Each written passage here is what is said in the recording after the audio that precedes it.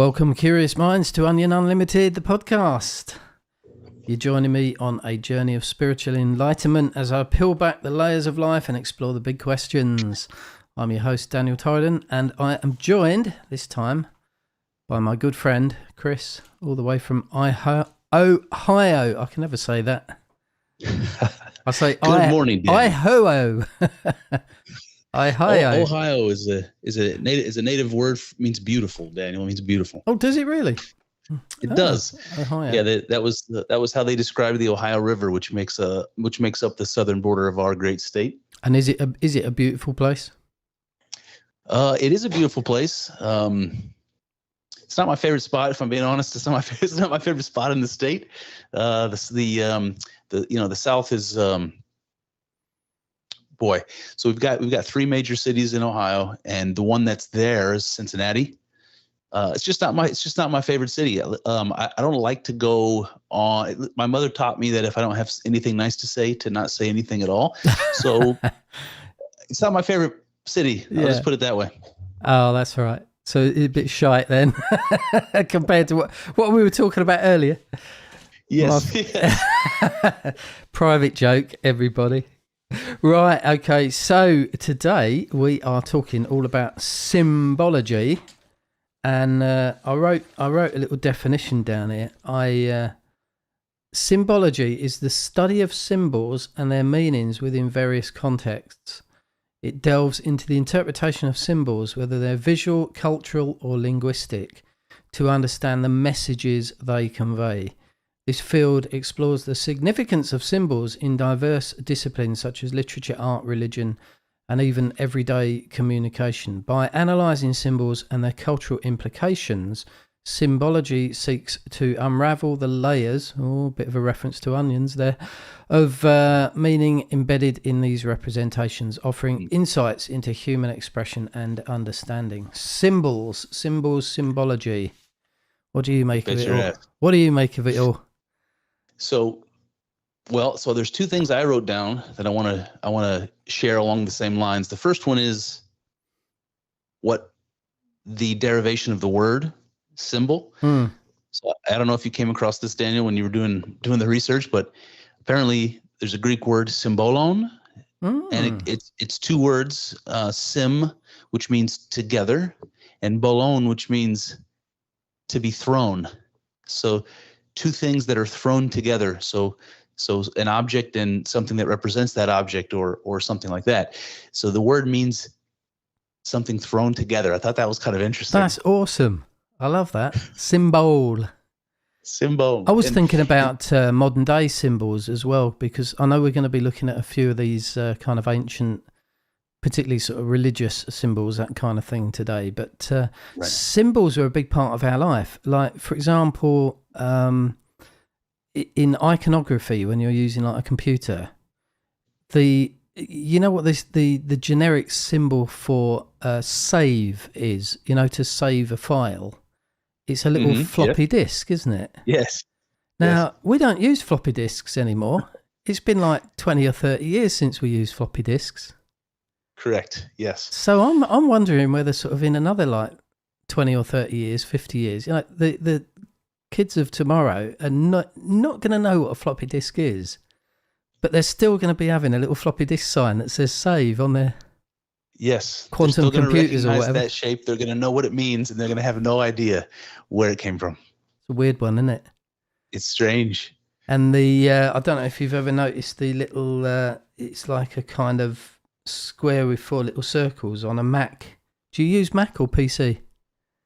PC. On a Mac, there's like an options key, and it's a little symbol.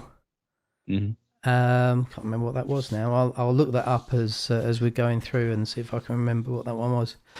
Anything else on symbols before we get into your first one?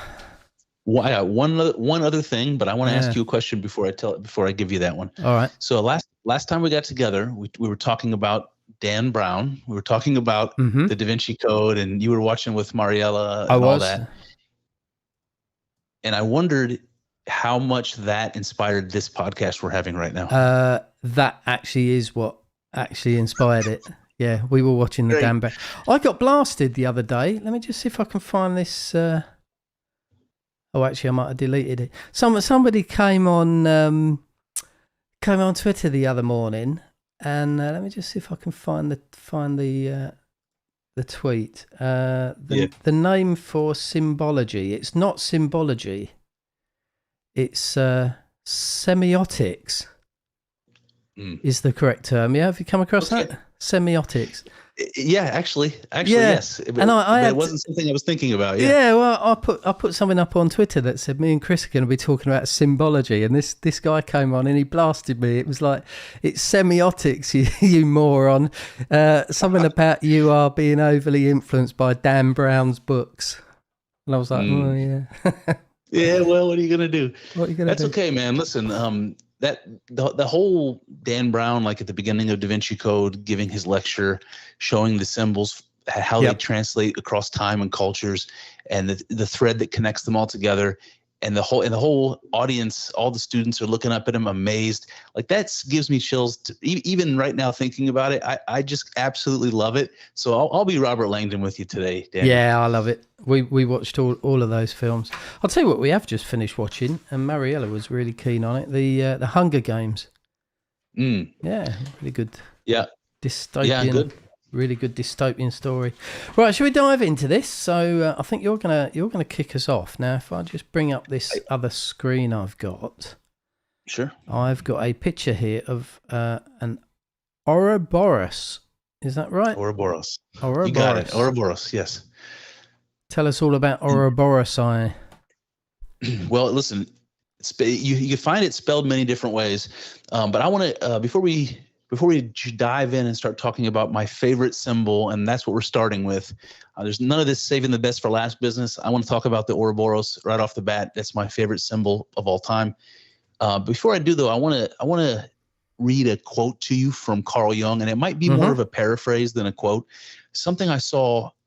Man, I was having trouble tracking down the source of it, so maybe even not even Jung. But in any case, what it said was, I was trying to make a distinction between a sign and a symbol, and I don't know if you came across that distinction. Yep. But we kind of understand a sign. A sign is a representation of something that we know. So, it could be, image of a duck crossing the street, and this is the duck crossing area. Better be careful as you drive through the duck crossing area. And little image of a duck represents something that you see the symbol, you recognize, that means there might be ducks here. But that's a sign. A symbol is a representation for something fundamentally unknown.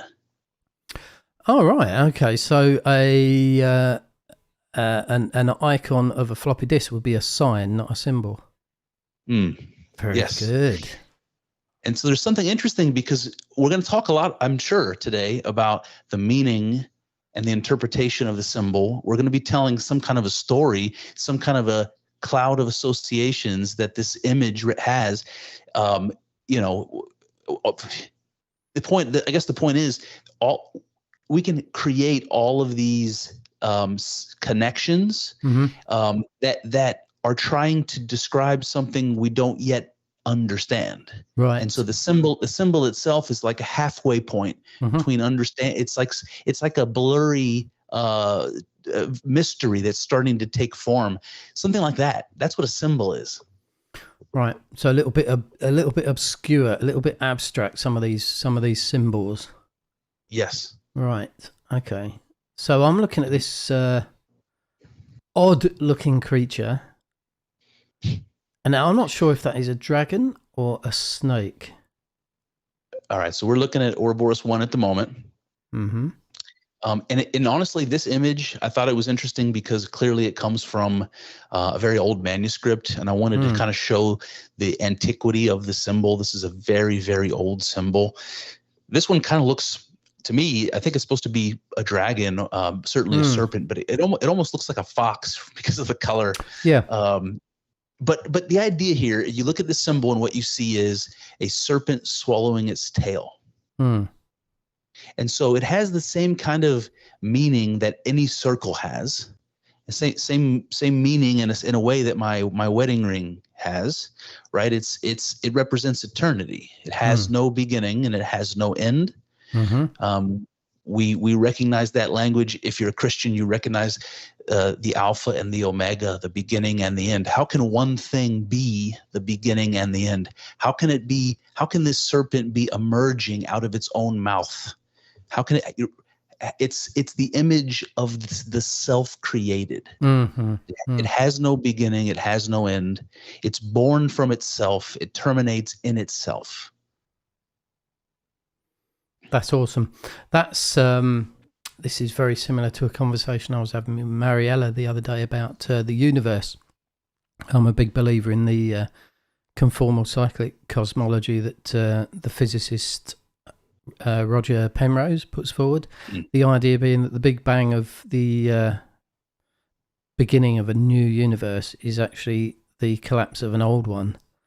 And in that respect, the universe never actually has a beginning or an end because it's eternal. It's just a series of starts and stops. And it's that's a good representation when it comes to a circle, isn't it? Because although when you start drawing a circle, it seems to have a beginning, the minute you close the loop, it doesn't. It's just infinite. Right. And you can choose to start that beginning anywhere on the circle, right? And it all becomes all the same.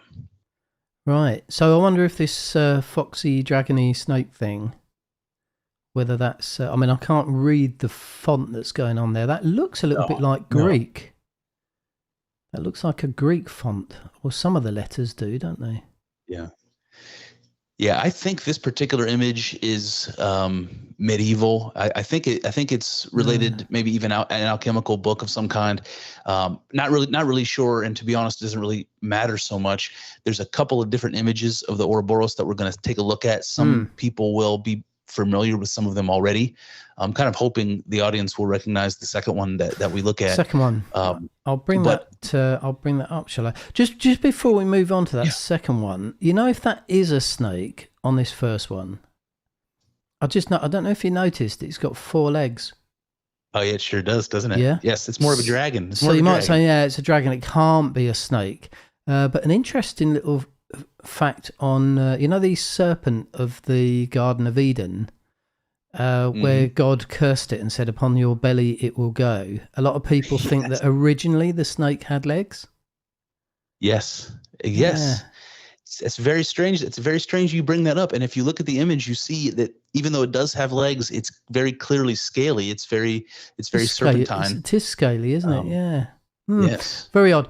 Let's bring up this Ouroboros 2, see how different that is. So this one, it looks like a 2-headed snake, but I can't see where one begins and one ends. It's just... Yes.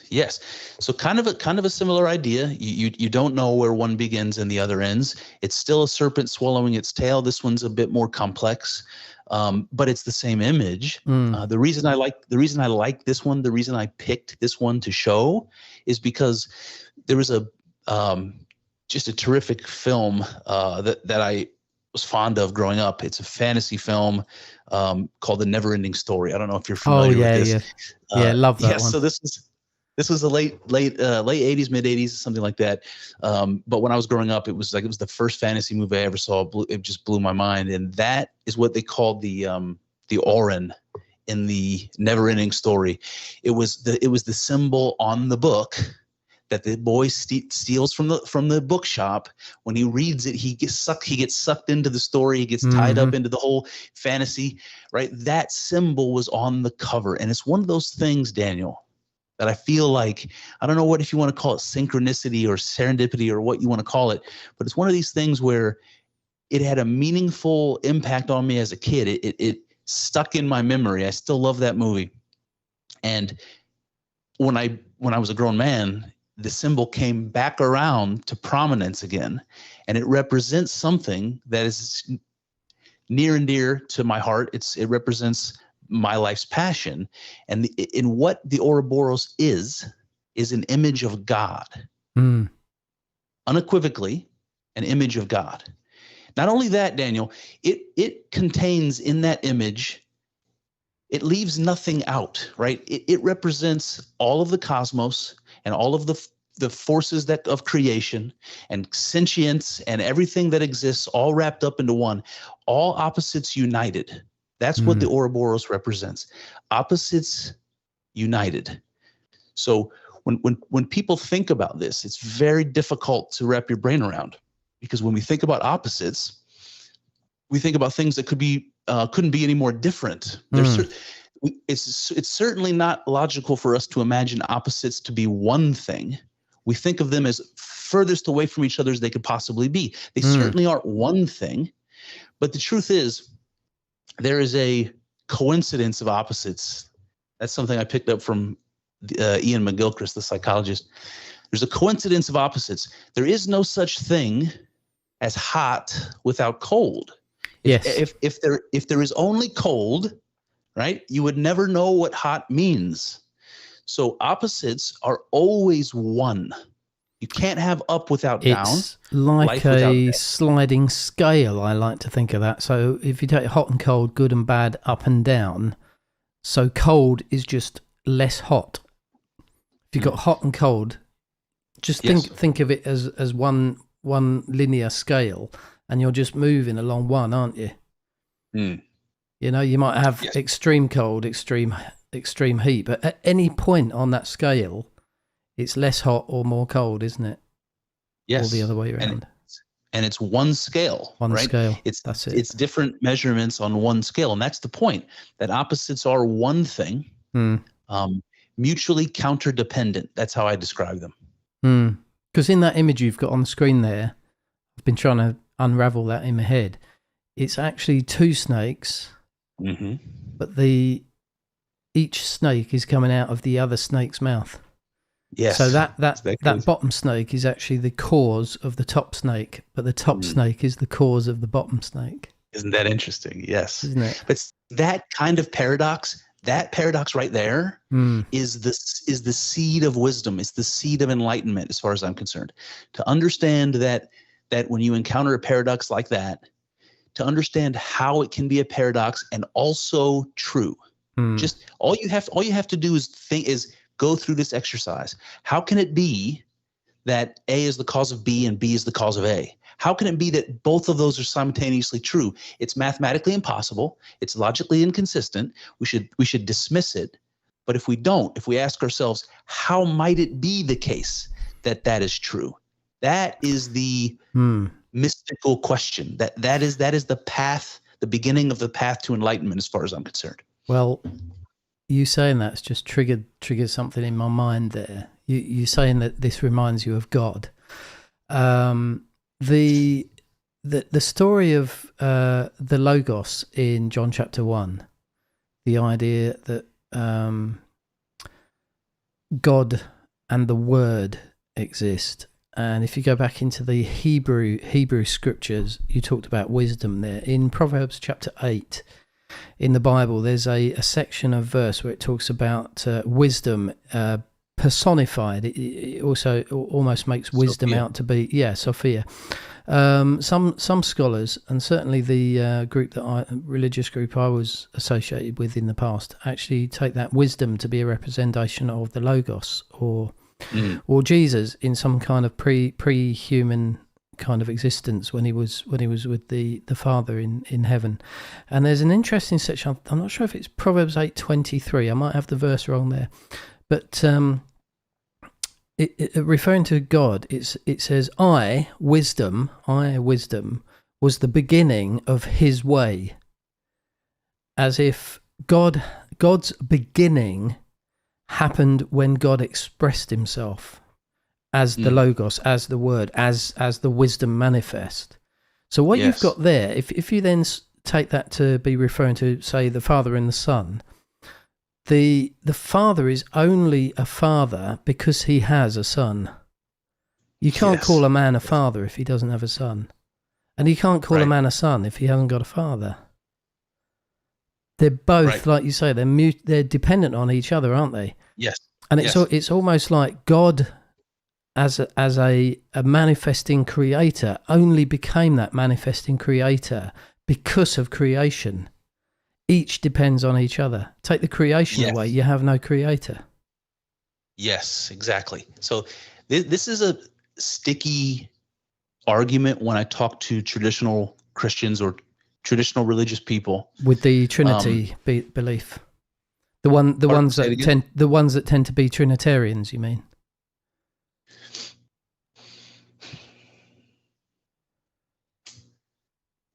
I lost my train of thought, Daniel. You were just saying too much swimming around up here. You were just saying this is a tricky point when you talk to Christians. Yeah, about the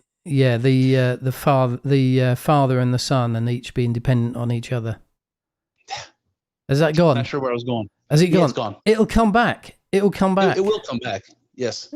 It'll come back. Yeah, it'll come back. That's okay. Good job. Good job. This isn't live. Eh? No, it is live. Listen, I don't edit my podcast anyway, so this happens. Don't think we should. So I wanted to tell you the first time I encountered this symbol. I want to tell you the story of that. First time I encountered the Ouroboros was when I was reading Jordan Peterson's book, Maps of Meaning. Mm-hmm.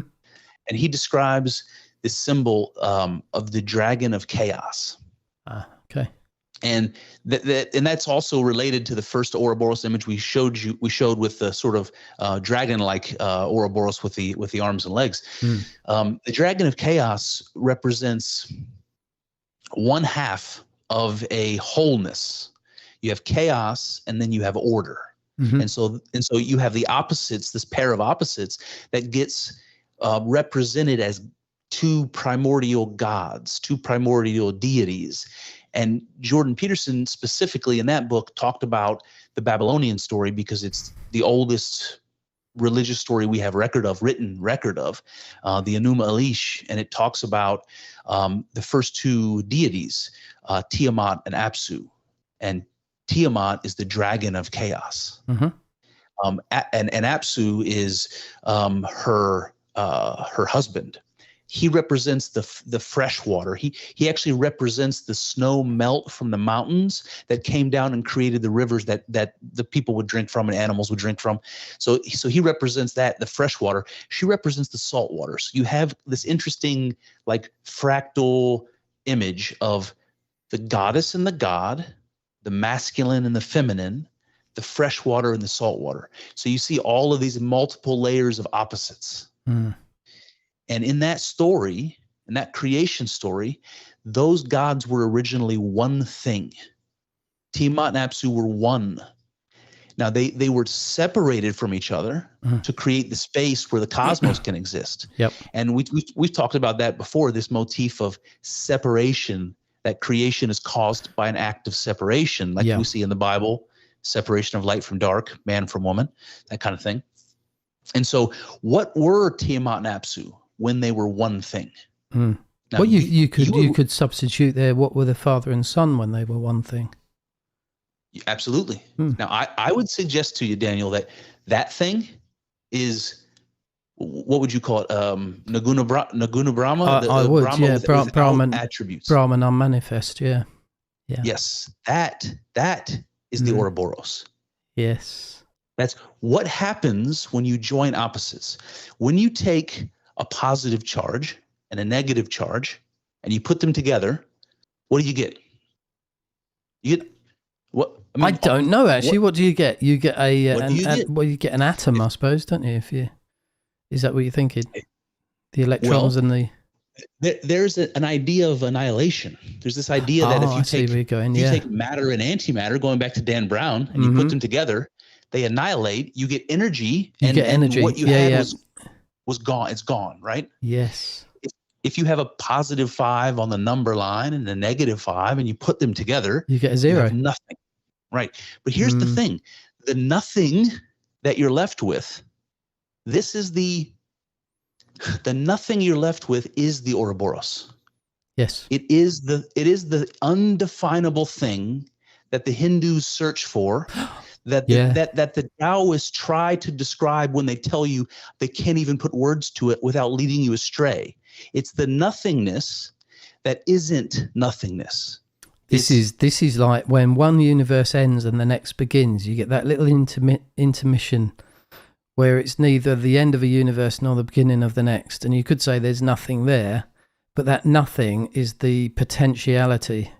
That's It's everything that came before it compressed, and it's everything that's going to be not yet released.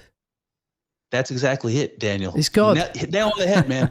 So the idea that you can think of nothingness and imagine that you don't have emptiness, but instead you have potentiality. Yeah, nothingness is not nothingness. It's everythingness. Exactly. Yeah, exactly. It's not nothing. In fact, it's everything. And the way that you just described it, with the cosmos collapsing back in and then becoming another cosmos, that's the kind of potentiality I'm talking about. When the singularity breaks down and everything rolls back into one pinpoint of whatever, that thing that's nothing, that's not even there, not even physically there, it's a quantum nothing. That is the potential for everything that will ever be or ever could be. That's God. That's Brahman unmanifest. That's I love it. I absolutely love it. Really good. Shall I bring up your next Ouroboros? Now, this doesn't look like an Ouroboros. This one, oh no, I can see the Ouroboros. It's around the outside. You see that? I can see that, but it looks a bit like a universe or something going on. I can see some sun and a bit of moon and something else. Well, see, but when you're correct, yes, but you see the sun and the moon, and we know that those things are opposites symbolically. The sun and the moon are the night and day, the shadows of one another. But if you look around the edge, the outside edge of this image, what do you see? I can see a snake again. And what is the snake doing? What is it swallowing? Eating its tail again. You bet your ass it is, Daniel. There you go. So this image is something like a mandala. It's an Eastern image. It's something that will be familiar to a Buddhist or a Hindu. Mm-hmm. And mandalas are really interesting symbols. And what I wanted to show you here is that mandalas are related to this Ouroboros image. That even when we go back into ancient Asia, this idea of a mandala, I don't know how much you know about them. They're used in meditation. They're used as a sort of a way of a meditative journey. It's almost like a labyrinth that somebody's going through to get to the center of it. Yeah. And the center of it is some sort of enlightenment or whatever the point of view, the meditative exercise is. That's how they use the mandalas. Some of them make them from sand. Have you seen the sand paintings? I have, yeah. A lot of the mandalas are designed from frequencies. So you can take like a kind of drum skin or something like that and put sand on it, and then sort of bang the drum or put a electronic frequency through it, and the sand will actually form a particular pattern depending on the frequency. I think they're amazing. They are. And we're going to see some of that later, but that is one of those synchronicities. It's hard to explain. How is it that human beings have been making these mandala images in all over the world, right? Even if you consider like the Mayan calendar, or there's this an Aztec. It's not a calendar, but it sort of looks like it. I think it's called the Zolkin, something like that. All over the world, you see these images that look just like this, and it is always enclosed by a circle. Yes, and that circle is the Ouroboros. Now, you know what that reminds me of? That's a little bit almost like that universe in this picture is contained within the Ouroboros. All potentiality is within that Ouroboros. Again, the infinite universe is within it.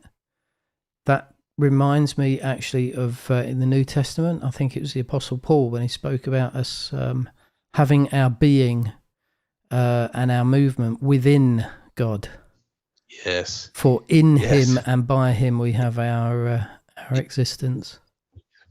Yep. Yeah. I think it's Meister Eckhart who said, "In God we live and move and have our being." Is that the one you're thinking of? That's the one. Okay, that's the one. Yeah. Yeah. That's the one. And great. It's almost like God is a container. God is a container filled with itself. That's as good an explanation as any. Yeah, we're touching on a pandeistic model here again, as well. Yes. That the actual universe itself is God. Yes. Yeah, expressing itself. I love that. Yes. And while we're doing this Asian spin, if you want to show the final Ouroboros image, it's going to bring it home as far as the East is concerned. If you are the old wondering, yin and yang. yin and yang. I say yin and yang for some reason. Yes. Yin yang. No, listen, I made that mistake many times. No, I mean, the yin yang symbol is an Ouroboros. Both of the shapes, both of the shapes you're looking at are serpentine shapes with little eyes. I mean, you can see it that way. Yeah. But what you also see is very clearly a representation of a union of opposites. Yeah. You have the black and the white, with a little bit of white inside the black, a little bit of black inside the white, indicating that at any moment the black can become white, the white can become black. They are one thing, opposites in union. And that, my friend, is the Ouroboros. That's perfect, isn't it? And you know that I don't know if you've been keeping up to date with any of the quantum science news recently. There's a paper been released. They for the first time ever, they've been able to capture an image of two entangled particles. You know, I didn't see that. Have you not seen that? The you know, the quantum theory of entanglement, where you can get two particles that are basically inseparable, even if you move them a galaxy apart. If you change the spin on one, it'll automatically change the spin on the other, and it happens instantly. There's no time delay, nothing. It's like the two particles are entangled forever, regardless of the distance between them. So they've, for the first time ever in a laboratory, they've been able to actually take an image. I think it's on one of these sort of spectrograph images, and it looks like a yin yang. It does? It actually looks like the yin yang, identical to a yin yang. I've got to see that. I've got to see that. Go and look that up. It's amazing. Absolutely amazing. So that, my friend, that's Ouroboros. I love it. You betcha. And we'll be coming back to a little bit more on frequencies and numbers in a little bit. So I'm just going to dive in with this image, which if you're able to see that in that selection of images I sent you earlier, Chris. Yeah, let me look. This is Wings number 1, I've called it.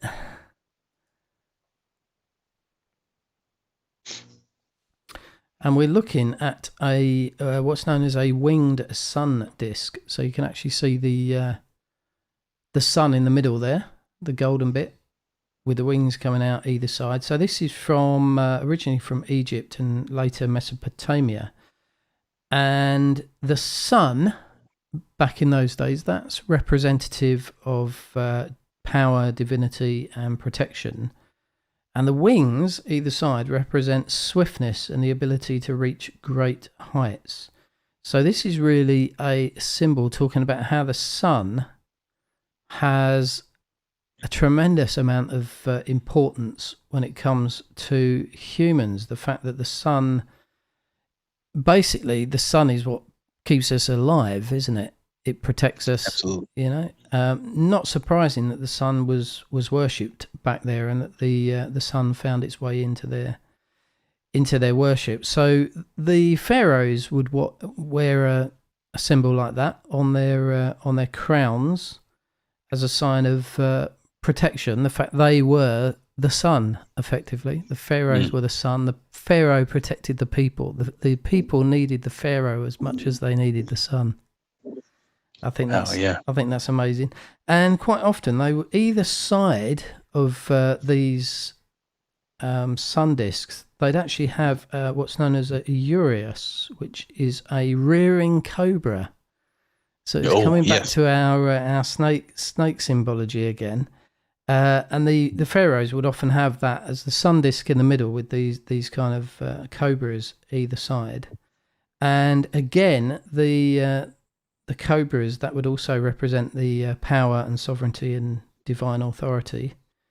And it's also a symbol of the eternal soul. They used to have that appear above the temple doors, just to remind people that they were immortal. I think that's lovely.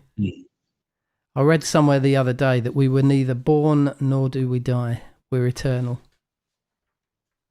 Where was that? Can't remember where I read that now. It was just on Twitter somewhere. It was a quote that someone posted up that Twitter can be wise. Yes. we were never born. We were never born. There was never a beginning. You know, I mean, you try and remember your birth. You can't, can you? No. You know.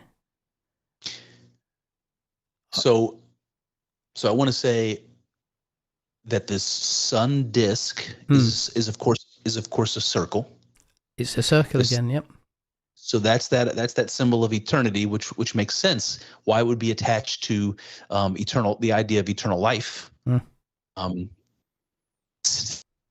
And the circle together point out those are both symbols of the Ouroboros. So there's symbols of God that you see in the Egyptian context again as symbols of God. I think there's no doubt in my mind that's connected. The sun is a symbol of God, no doubt about that. What you get is, if I just take that one off and put the next one up, this is wings number 2. This is from about 2000 BC, and this is now into Mesopotamia.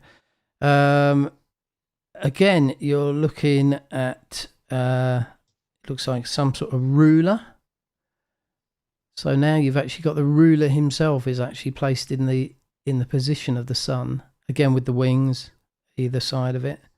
And this is interesting. This comes from the word sol sus. So sol sus, that sounds like sun, doesn't it? Oh. Solus, sol sus. Yes. It literally means his does. own self, the sun, or his majesty. So there's a correlation there. They started introducing the actual rulers into the symbology itself to say that the rulers were the sun, and the sun is our majesty.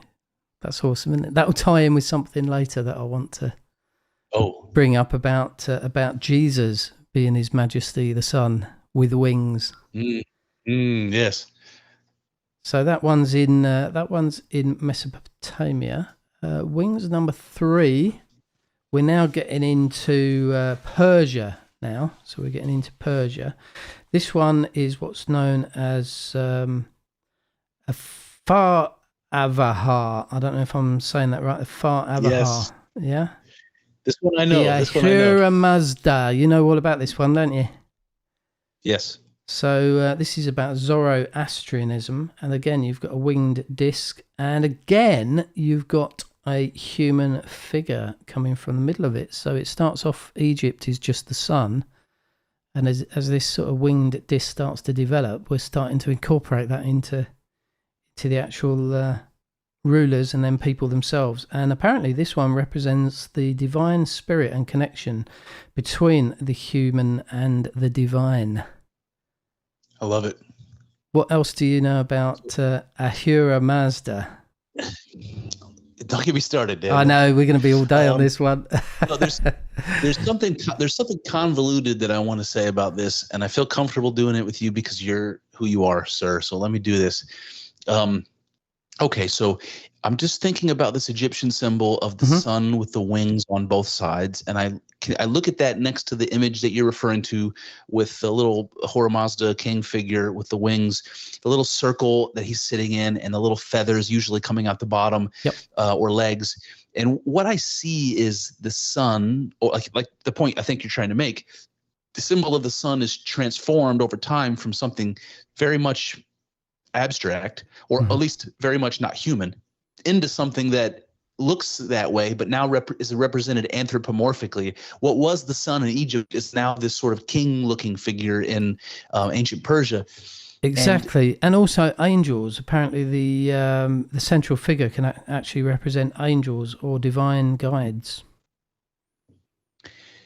Yes, and that I guess what the point I'm getting at is I think that there's like a transformation that happens from the circle to the man, and it's almost like the circle became the man. God became the man, which I'm sure you're going to get to. So I won't put the cart before the horse. But it reminds me of all of these therianthrope images, these half man, half animal images that are really familiar to us from shamanism and psychedelic experience, but they're also familiar to us from the ancient religious mythologies of the world. You know, the Lord Ganesha half elephant, half man. Yep. The Egyptian Horus, which has got a face of a hawk, whatever it might be. We have these images of half human, half man images, and you're going a step further where you're sort of showing that transformation from animal to man that I'm talking about, but you're showing it from a transformation from the sun into man, which is blowing my mind a little bit. Well, you know what they say, we are stardust, aren't we? I'm sure Yes. everything that's on Earth has come from the sun somewhere along the line. Yes. And you've got this And I think, idea again of eternity. You've got this idea of power going on again. The eternal soul. yes. Beautiful, isn't it? And then Love it's interesting you'd say that these are kind of pagan symbols. Certainly Christians would say that, and Jews would say that, I think. But from the 8th century BCE, we're now looking at wings number 4. This is a Hebrew seal. So this is actually nothing to do with Egyptology or Mesopotamia or Zoroastrianism. We're talking here about the Jewish people, and it's just become a kind of generic term almost for power. So these seals have just got these wings, but it's still retained the sun disk on one of the seals, and the other one, I don't know if you can see, it looks a little bit like a scarab beetle with wings. Yes. Either side. That's It's interesting. very isn't it? interesting. I've never seen that before. There's something else on there that this is going to link in with some of my symbology later. In the first seal that you've got there, either side, I don't know if you can see that, either side of the winged sun disk representing power, you've also got the Ankh, which is the Egyptian symbol that represents life and immortality. It's shaped like a cross with a loop at the top. Mm-hmm. And a lot of people in the past have linked that to the Christian cross. But it turns out there's actually, most scholars think there's no correlation between the two. The Christian cross is because Jesus may have died on a crossbeam, torture cross. Right. Whereas this Egyptian cross with the little loop over the top is, again, it's a symbol of eternal life and regeneration. So I'm just sort of setting the scene for my next section, because this is all going to link together in a little bit. Okay. So that's wings number 4, and then I'll just finish with wings number 5 and 6. Oh, actually, I've got a few more here. Let's just have a look. So that one is wings number 5, some sort of ugly looking statue kind of thing. That's from Utah, that one. And that's the god, I don't know if I'm pronouncing this right, Quetzalcoatl? Coatl. Yes. How do you say that? Quetzalcoatl. Yes. Mm-hmm. The Creator of plumed serpent, the feathered serpent. Yes. Creator of the heaven and the earth and mankind again. So again, this time you've got a god coming out of the sun, and that transfers over to the Hopi Indians. On some of their wall carvings. Again, we've got the sun in the middle with these rays coming out either side. I believe the Hopi are actually northeastern Arizona in your country. Yes, New Mexico, Arizona. Yes. And their beliefs are mainly to do with maintaining balance with nature, which brings us back to this kind of yin and yang again, doesn't it? Now, this is the bit that I'm sort of leading up to on this section. As you may know, I used to be a Jehovah's Witness. Not anymore. I don't believe it anymore. But I am quite familiar with the Jehovah's Witnesses' background, their origin. Now, I've got a picture here. It's Wings 8 in your folder. Wings 7. And it's the picture of the cover of a book it was one of the first books ever produced by the founder Jehovah's Witnesses, known as the Bible students back then. And this book was called The Divine Plan of the Ages. Okay, and it's all about Bible chronology. Basically, this was a guy called Charles Taze Russell, produced this book in 1886. It was a series of 6 books to start with, called Studies in the Scriptures, but it was originally called The Millennial Dawn.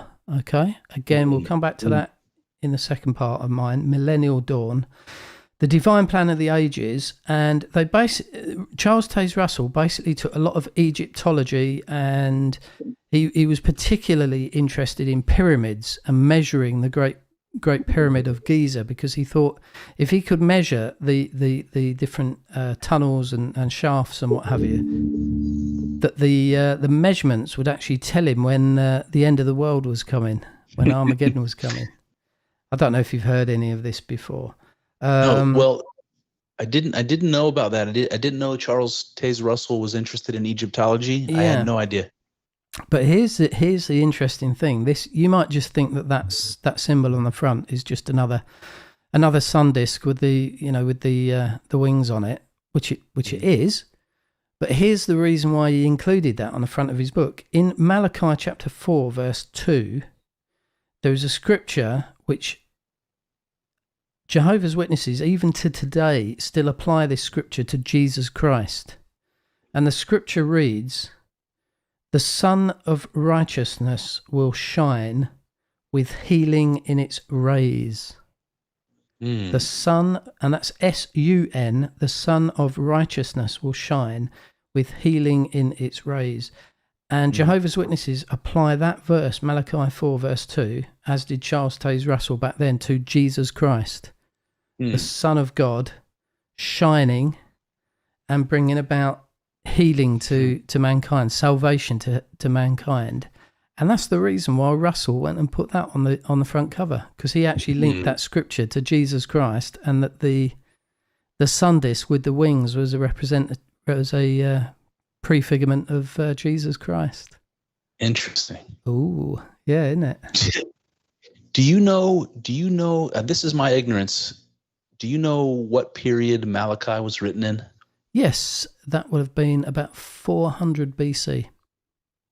Okay. So Malachi was the last of the Old Testament books, and the next time that you've got God apparently speaking to his people is when John the Baptist is crying out in the wilderness, announcing the coming of Jesus Christ. That's where the next story picks up. So there's this kind of 400-year gap in the middle where God goes quiet for some reason. Nothing in between, unless you start using some of the apocryphal books that were apparently written during that period. But I just find this really interesting that we've gone full circle here back to what is essentially an Egyptian symbol being adopted into Christianity and applying that to Jesus, the Sun God. So the Sun God. So the reason I ask about the timing around Malachi is because I was wondering the same thing. I was wondering about what influence might have still been present in Judea, in that population from their time in Egypt. Yeah. But the other thing that I want to be cautious about is the coincidence in English that the words sun and sun are the same. I know. Of course. I know. Yes. Yeah. It's it does sort of take you that way, doesn't it? Don't forget as well that around 400 BC, that would have been Persian times. Kind of just leading into the Greek and then obviously the Roman, but the Jews around that time will have been heavily influenced by Persia, Babylonian, Mesopotamian, and all the way back, like you say, to Egypt. Apparently, if the Jews ever were in Egypt, which I'm highly suspicious about, but they definitely would have had a Persian influence. So this kind of what became the Zoroastrian sun god would have crept in. So it's no wonder really that the Jews, certainly the Jews, were using these seals with sun discs on. Interesting, isn't it? There's always this kind of idea that the Jews, were God's people and they were separate from all these pagan people with their sun worship and all the rest of it. No, they were, they adopted all the customs around and put them on their seals and their coins and everything else. And Christianity's kind of done the same thing.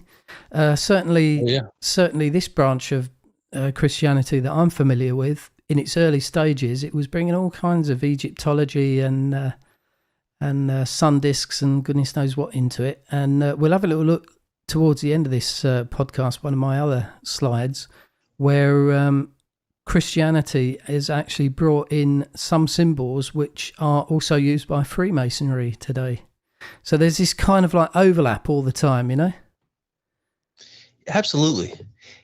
I think that symbol that you just showed us, it illustrates that the best, because it covers such a great stretch of time and all the way to the present, essentially. Yep. So there we go. So that's wings, sun discs, and all the rest of it. Now we're going to come back to your. We're going to look at some numbers. I think, is it numbers? Let's have a look. We're going to do numbers. Yes. Now this looks like a bit of geometry going on. I'm looking at this looks like a triangle, but then it's got a 1, 2, 3, 4, 5, 6-sided shape in the middle. But I can also see something that looks like a hexagram or something in the middle. Yes. So here's the thing, Daniel. What we're looking at right now is called the tetractys. Okay. And if you ask me to say that too many times, I'm going to mispronounce it for sure. Tetractys. It's a Greek word. It goes back to Pythagoras, and maybe I'll just mention a few things about Pythagoras. So Pythagoras is one of these philosophers that we remember for their more rational accomplishments. We remember Pythagoras for his mathematical accomplishments. The Pythagorean theorem is what we remember him for. And he was a brilliant man, but he was also a very mystical philosopher. He was a shaman. Pythagoras was a fucking shaman, pardon my French. He was. He believed in reincarnation. He practiced all kinds of things that we would consider to be strange and mystical, and he was very secretive, kind of like the Freemasons, who you're going to talk about earlier, or a little bit later rather. And he came up with this tetractys, and what it really is, the one you're looking at here is a little bit more complicated. You can see them in different ways, but what it really all it is a triangle composed of dots. 1 dot at the top, 2 dots under it, 3 dots under it, 4 dots under it. That's it. That is what a tetractys is. And what Pythagoras says is that symbol holds ultimate meaning. And you get a glimpse of it when you look at the version that you're looking at right now. And what I mean to say is you see some of those geometrical shapes that you can make by kind of connecting the dots. It's almost never ending, actually, because I can see 3 triangles in the middle, but then I can see 1, 2, 3, 4, 5, 6, 7, 8, 9 triangles in the middle. And then I can see diamonds. I can see what looks a bit like a hexagon. Oh, there's all sorts going on, isn't there? Absolutely. And when you look at it just on the surface, you can see the 3-dimensionality that's being created. So not only do you get all these different shapes just by looking at these series of dots, but you also create a sense of dimensionality and a sense of fractality. It's like fractal, like you say, goes on forever. And all of this stuff is very mystical. It's attached to the mysteries of being and God and all that.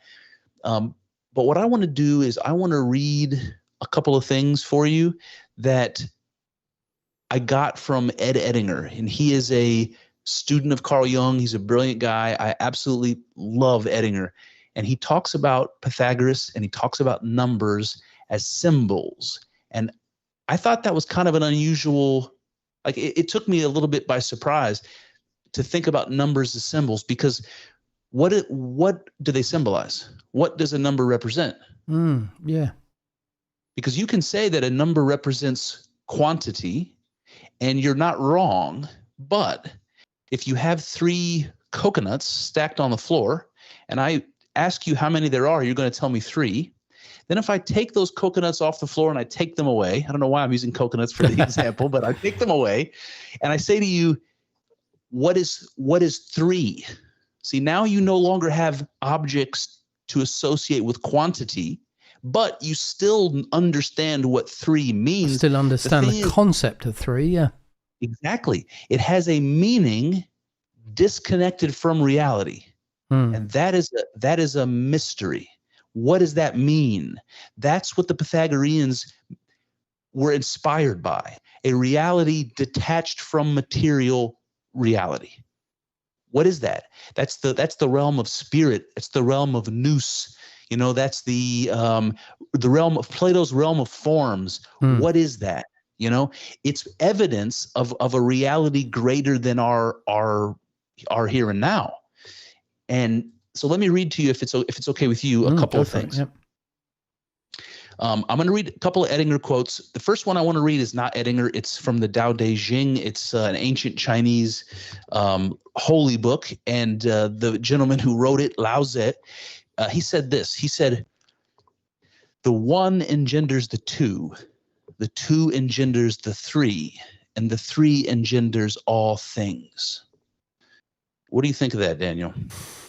That's tying in with something I'm just thinking now. We were talking earlier about a division of 1 into 2, or 1 into many, in order for reality and the universe to exist. Yes. This is reminding me, looking at this picture of the grid with the dots on. If you take the lines away, you've just got points. Yes. Points in space. And I was contemplating this the other day, using the idea of balls in space. If you just had one ball, it you couldn't tell whether that ball was moving or not. Yeah, right. You might be able to tell that it's moving away from you, but then you're not sure whether or not you're moving away from it. Yeah, so right. Or you're both moving away. Which one's yes. going on? So if you introduce 2 balls into the equation, now as an observer, you can now say, oh, that ball appears to be moving away from that ball, because that ball isn't yes. moving from my reference point. But so you need 2 in order for that kind of initial observation, but you need 3. You need 3 points, 2 balls and an observer, in order for you to make any sense of the outside world again. Just read that quote again, where it says you need 1 to become 2, and 2 to become 3, and 3 becomes all things. The 1 engenders the 2, yeah. The 2 engenders the 3, and the 3 engenders all things. Yeah, you only need 3. After the 3rd, that's where you get the idea of reality. You need 3 essences in order for reality. And that just kind of brings me back to, you've got Father needs the Son in order to be expressive. And then what is the expression? The expression may be creation. So you've got Father, Son, and creation, or you might have Father, Son, and the Holy Spirit, or... Yes. 1, yes, 2, 1, 2, and 3 are the key numbers in anything, which is probably why we've got a triangle on the screen. Indeed. And so, exactly. And the idea that when I'm going to read this to you, it'll make more sense. But the idea is the Pythagoreans realized that the moment they came up with this recognition of number or invention of number, depending on how you want to understand that, they realized that all of mathematics is contained in the concept of numbers. We as human beings were able to reach into numbers and pull out everything that makes computers work and physics and spaceships fly. And we were able to come up with algorithms and, blockchain and all. I mean, everything was there. It's all about numbers. It's all numbers. Everything's numbers. Yeah. An endless font, right? Mm-hmm. So let me read this to you. This is Ed Edinger talking about the Pythagoreans. He says, the Pythagoreans were gripped by the numinosity of numbers and experienced them as divine. They realized that numbers exist as separate entities. For the Pythagoreans, number is the arche, the primordial stuff of the universe. There's a bit more. He says, Carl Jung, there is something mysterious about numbers. Numbers contain the whole of mathematics and everything yet to be discovered in this field. The opposition between the human world and the higher world is not absolute, for between them stands the great mediator, number, whose reality is valid in both worlds, as an archetype is in its very essence. So I've got more, but you got any thoughts before I keep reading? Just mind blowing. That's the old goosebump moment, isn't it? Yeah, the fact the fact that numbers is it's both a physical thing in that you can turn things into coconuts, and it's also an abstract thing in that even when you take away the physical, that's what you're still left with, numbers, which makes me wonder if you took away everything that was physical, so humans, the earth, coconuts, even the actual space that everything exists in, would numbers still exist? I think the concept of numbers would still exist. Yes. Yeah. And you might ask, in what does it exist? And the Pythagoreans would say in nous, and nous is like Naguna Brahma. The eternal mind. The eternal mind without attributes. Yep. All right, I'll keep reading. All right, he says, the Pythagoreans' fundamental conception was that somehow the secret of the world is to be found in number, as represented in the tetractys. And this is just a triangle made of points. This is what we're looking at. He says, the top of the triangle is 1 point. Mm-hmm. Geometrically, it represents position. 2 points represents a line, position plus direction, a one-dimensional entity. Mm-hmm. Yep. 3 points define a plane, position and direction plus breadth, a two-dimensional entity. Adding a 4th point to the plane produces a 3-dimensional entity, a solid, which represents position, magnitude, breadth, and depth. So there's more, but let me just stop there for a second. What he's saying here is that in the points themselves, in the triangle made of points, every point builds on the next and becomes a greater reality. A single dot representing position becomes a line, becomes a plane. So the more points you add, the more dimensionality, the more I'm struggling for the word. No, I know where you're at with that, because if you reduce the dimensionality, so you go back from, say, 4th dimension to 3rd to 2nd and so forth, 3rd dimension is what I exist in. 2nd dimension I can observe in, but I'm not part of it. I'm on the outside looking at it. And then you get down to the 1st dimension, that first dot. I'm going to posit that is God. If you want to think about God, that's the Ouroboros. There's no dimension there. Right. So don't go looking for God in outer space. You'll not find him. That's 3-dimensional. Don't go looking for God in time. You'll not find him. That's 4th dimensional. Yes. You want to find God, you've got to get rid of all of everything that we see and observe and move in. We've got to get rid of that and look to what's actually where's the origin point? That's the point we're saying, isn't it? That's that little that top dot. That's the top dot. That's the first dot.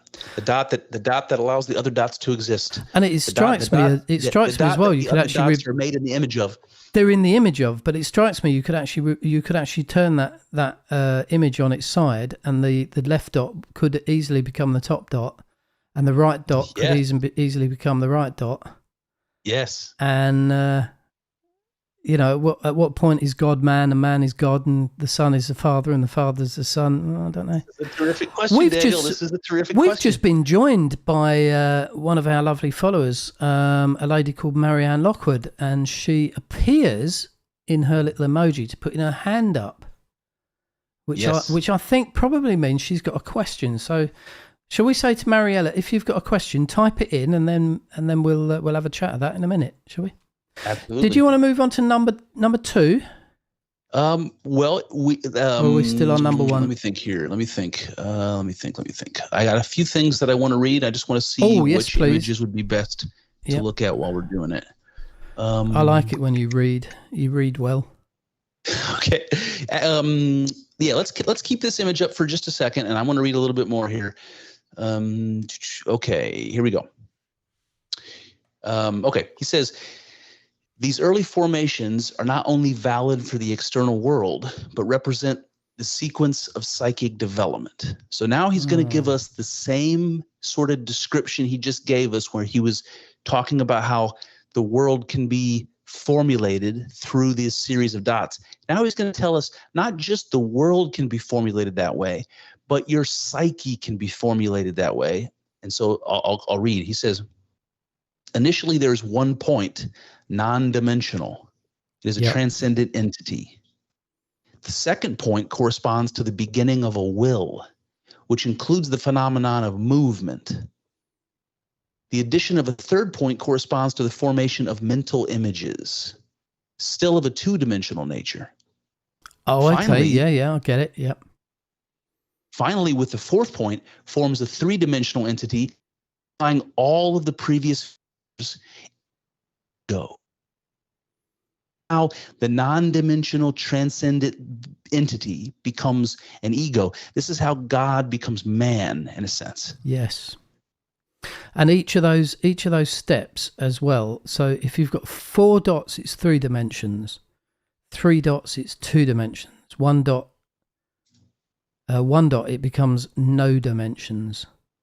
Yeah. Yes. That's it. That makes sense. And I hate to do this to you, Daniel. I have a little bit more. I'm sorry. I have a little bit more to read. Go for it. We've got as long as we like.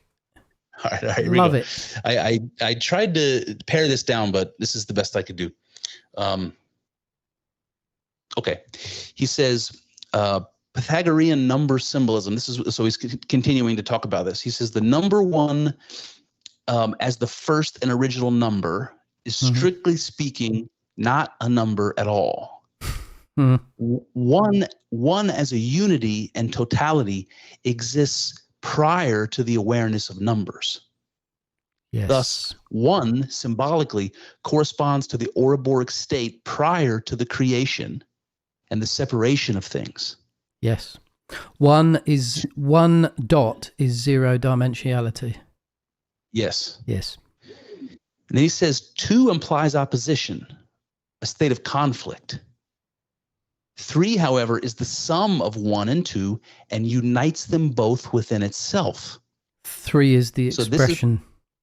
Right. So we're starting to get some Trinitarian stuff going on. He says it is the reconciling symbol that resolves the conflict state of 2. To 3 would apply Jung's comment about the symbolic significance of the Holy Spirit when he says, quote, yes, the Holy Ghost is a union of opposites. That's what Carl Jung said. The Holy Ghost is a union of opposites. He says the third term is the conclusion of the process. It has restored the original unity of the one on a higher level. Love it. All right. So yeah. So you've got God. Let's say the first point is God. God manifests or splits, divides, becomes the second point, which you might say is the word, the wisdom, the expression, the manifestation of the first. So now you've got the opposites. Now you've got something that you can identify as being different, yeah? And then those two things together produce a third thing, which is, Jung is saying, the Holy Spirit. I would actually say what that's producing is you're almost seeing there the frequency that makes up the actual universe itself, which I've always thought is the Holy Spirit, the energy that runs through everything. I love that. Love that. Just something I feel, I don't know if this is going off on a bit of a tangent, but it's just something I feel compelled to say looking at that dot picture. Please. It struck me the other day that all the particles in the universe, we think that there's, all these zillions of different particles shooting around everywhere. It struck me the other day, what if there's only one particle? There's actually a philosophy about the one particle universe. I didn't realize that. Someone's already thought of it again. But the idea that the one particle moves to each of those points in that triangle so quickly that it appears to us that there's 2, and it appears to us that there's 3 and 4 and 5 and so on.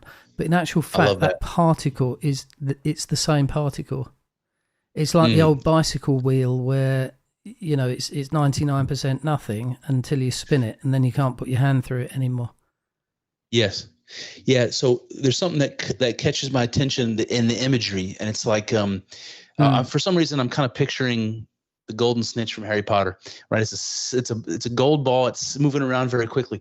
And one of the things that like idealists say, and panpsychists, people like Bernardo Kastrup, they say that that the world is illusory in a sense. It's sort of a projection. It's an appearance. The world is an appearance, and the reality is sort of escapes us. And so this idea of the golden snitch moving around really quickly, if I was looking at it, it would appear to me to be at 2 places at once. That's with it. A little streak, a little almost invisible streak in between them. Yep. But something about that makes me think, if God is all things, if God is one and that's all there is, and that's kind of what we both kind of been saying, or getting to, this idea of this single particle, this transcendent, not one-dimensional thing that we're calling God, moving so quickly that it becomes 2 things. Yes. That then allows God to observe itself. Yes. Right. I can see both of them as though they're 2. Yeah. And presumably they could have an experience of itself in a what's the word I'm looking for? Dissociated kind of a experience. Exactly. So if I was point number 1 and I could move to point number 2 faster than the speed of light, I would be able to look back and see myself. Is that what entanglement is? Is there something? Yeah, could well be. It could well be. Yeah, we're just looking at one particle. Yeah. It almost that to me looks like one of those kind of geodesic dome sort of grid kind of thing. Like a holodeck or something. Yes. Some sort of matrix. That is making up all reality, but it, like you say, it's like Harry Potter's golden ball jumping around there. I love it. Daniel, did we get a question in the chat? We've got a little question, and it probably ties in a bit later with what we're going to be talking about with the Freemasonry. Marianne says, "Is this anything like the pyramid that has the eye on the top of the back of the $1 American bill?" So we're going to be looking at that in a bit. Oh, good. It's certainly a pyramid. Daniel, if you wouldn't mind moving to number two image, and just for a second, I'll talk about why I included it. Yeah. So number 2, I'm looking at what looks again like an Ouroboros, but it's kind of like an infinity symbol. That's exactly it. So this is a different version of the Ouroboros, and the reason I included it is because, well, it has to do with numbers and it has to do with Ouroboros. It kind of links the first one with the second one. So here we have the same image, the serpent swallowing its tail, and it represents infinity just the same as it did before. But in this case, we kind of have 2 circles instead of 1. We have this separation that's happened where the 1 has become 2, and yet it's still an Ouroboros symbol. And there's something about this. I don't know if this fits, but there's something I want to say about this. If I wanted to represent infinity, I can do it 2 ways. I can write 1, 2, 3, 4, and on and on and on and on. And I'll never ever be done with that list, but I could attempt, hypothetically, to write infinity out like that. There's always one more. Sure. Or I could do this. And here's what this kind of goes back to the Pythagorean idea. I look at this symbol, this infinity symbol, and I understand what it means in a way. I understand that this means an infinite quantity, just like we were talking about coconuts. This represents infinity and it never ends. And that allows me to wrap my brain around this idea of infinity. If I were to write it out numeral by numeral, I would never be done. I would never be able to conceptualize infinity, because the idea would never end. The idea begins with a number 1, but it never ends. If I'm writing it out, the idea itself never ends. There's something about infinity that I cannot capture, and yet somehow I can make a symbol like this infinity loop, and I can understand something that is otherwise incapable of being understood, if that makes sense. It does. Yeah, infinity is something that I think a lot about. Infinity. I think a lot about circles. I think a lot about pi as well. The idea that obviously pi goes on infinite. So technically speaking, you would never be able to measure, for example, the area of a circle. It's impossible. Yes. You can just add another digit and then your area's out. Right. Yeah. There's something paradoxical about that. But like we said earlier in the conversation, the paradox is important. Like understanding that infinity can exist in some way, even though you can never really wrap your brain around it. It like that points to some greater reality than what we are capable of understanding. Yeah. It's numbers are a religious experience if you understand them in the right way. That's amazing. Yeah, I love that. So we can really quickly go through the other three. I don't have too much I want to say, but if you want to pull up number 3, platonic solids with a tetrahedron, octahedron. Yes. So all I really wanted to say on this is that when we're talking about numbers, and Pythagoras, and the fact that they thought they were holy or divine somehow, it's important because there are strange things about math that are hard to explain, like the constants in physics, like why is the speed of light the way it is? Why is the force of gravity what it is? Why is it one specific thing? How is it that we can create a law and define it mathematically, and it represents authentically and accurately the way the world is? It's really fascinating. And this image that you're looking at here represents the earliest attempts where mathematics in the Platonic world, Euclidean geometry, the Pythagoras, and some of these early mathematicians and philosophers were coming up with these ideas. These Platonic solids are all of the shapes, the three-dimensional shapes that it's possible to make in the laws of physics under the sun, that are symmetrical on all sides. There are no other shapes that can be made, three-dimensional shapes that are symmetrical on all sides. These are them. That's it. 5 solids. That's it. Now, I don't know what that means, but the fact that it's true is sort of mind-blowing. Like, what in the hell does that mean? There are only 5 shapes that it's possible to make like this. Like, there's some underlying order to not the cosmos, but I mean, yes, the cosmos, but there's some underlying order to our ability to conceptualize math. There's some underlying order to our mind. Yes. And we are able to see it in the world. We're able to see it within ourselves, and we can make these abstract things practical. You know, it's what makes science and physics and all this practical stuff that we do possible. And it's amazing. And it kind of goes into the next image, Daniel, the number 4 image, which is really just a few natural images that show. Oh yeah, yeah. We've got a storm, patterns or laws. We've got a weather storm. We've got a spiral galaxy that looks like a conch shell. Yes. And then the last one looks like a flower or something. Yes. So if you look at the Nautilus shell in the upper right, it's got the exact same form as a galaxy, and yet it follows this pattern. It's called the Fibonacci sequence. It follows this pattern where the growth, the nature allows the shell to grow in a certain patterned way.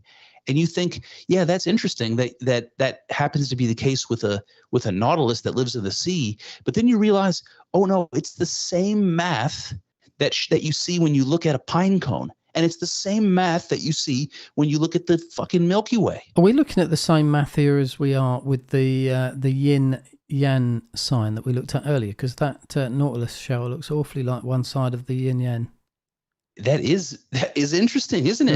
And if that's the case, that is the shape that the recent experiment picked up with the 2 entangled particles. Even down on that level is that spiral shape. It's absolutely amazing. Yeah. And the last image here, number 5, this is the one you brought up earlier when you were talking about the sand on the drum. Oh, the old mandalas. Yeah. Yes. Yeah.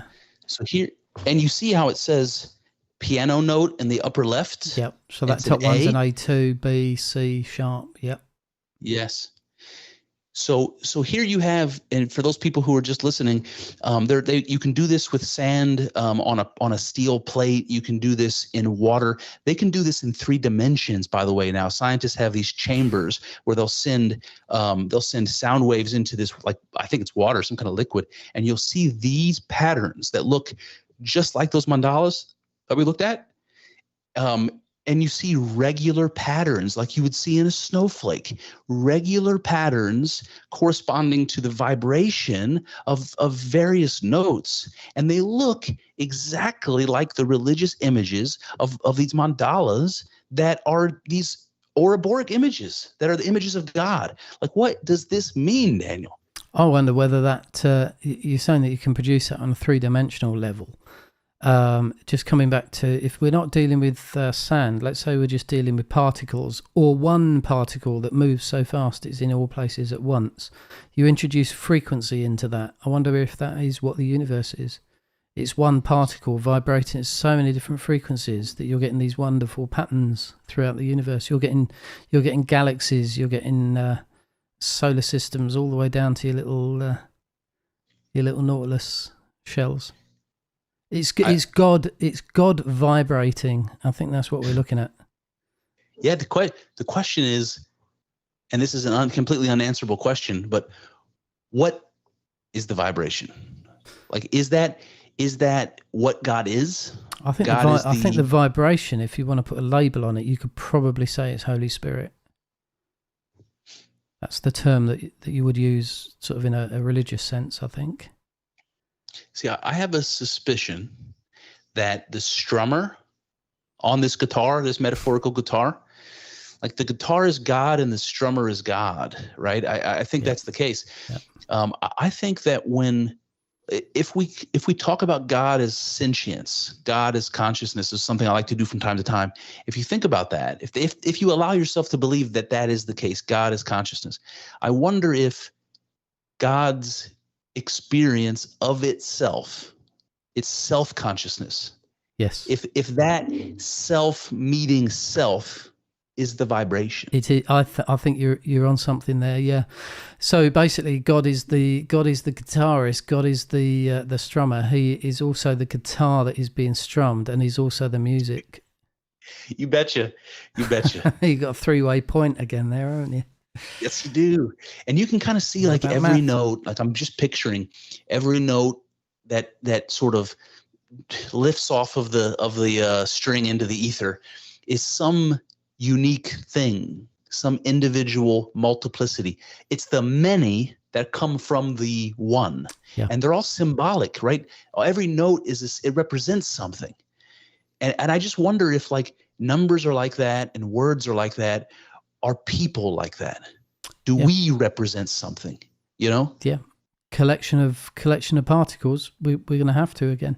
I mean, the thing with frequencies is that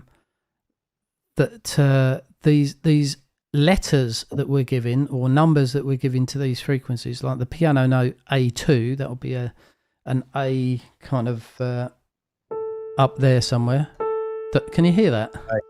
Yes, I can. Nice. If you take an A2 and you go an A1, that's an octave apart.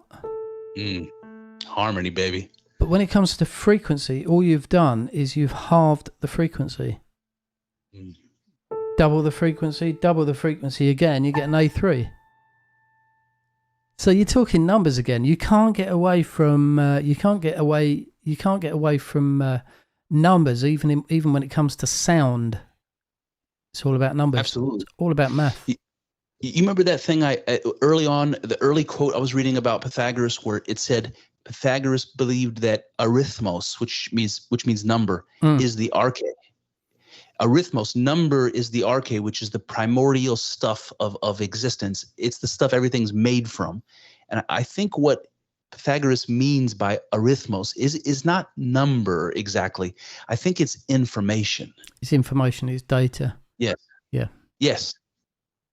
Yeah. I don't understand it entirely, but I that's the way I'm leaning. But yeah, all these symbols. I love, and these mandalas that are produced by the numbers. I mean, they make amazing works of art. I used to have 3 of those above my bed. Oh yeah? Yeah. Nice. So that's number 5. Okay. That's it. That's number. That's numbers. Right. So moving back into numbers, following on from my discussion earlier about the sun god and pyramids coming out of that. In the let me just come back to this one. In the inside of that book that I mentioned earlier, the Millennial Dawn, Divine Plan of the Ages. I don't know if you can see this in your folder, Chris. It is. Let me just get you the image. I think it's Russell. Is it Russell 1, 2 Wings 8 in your folder? Okay. It's like it's kind of a little chart, black and white chart that used to fold out from the inside of the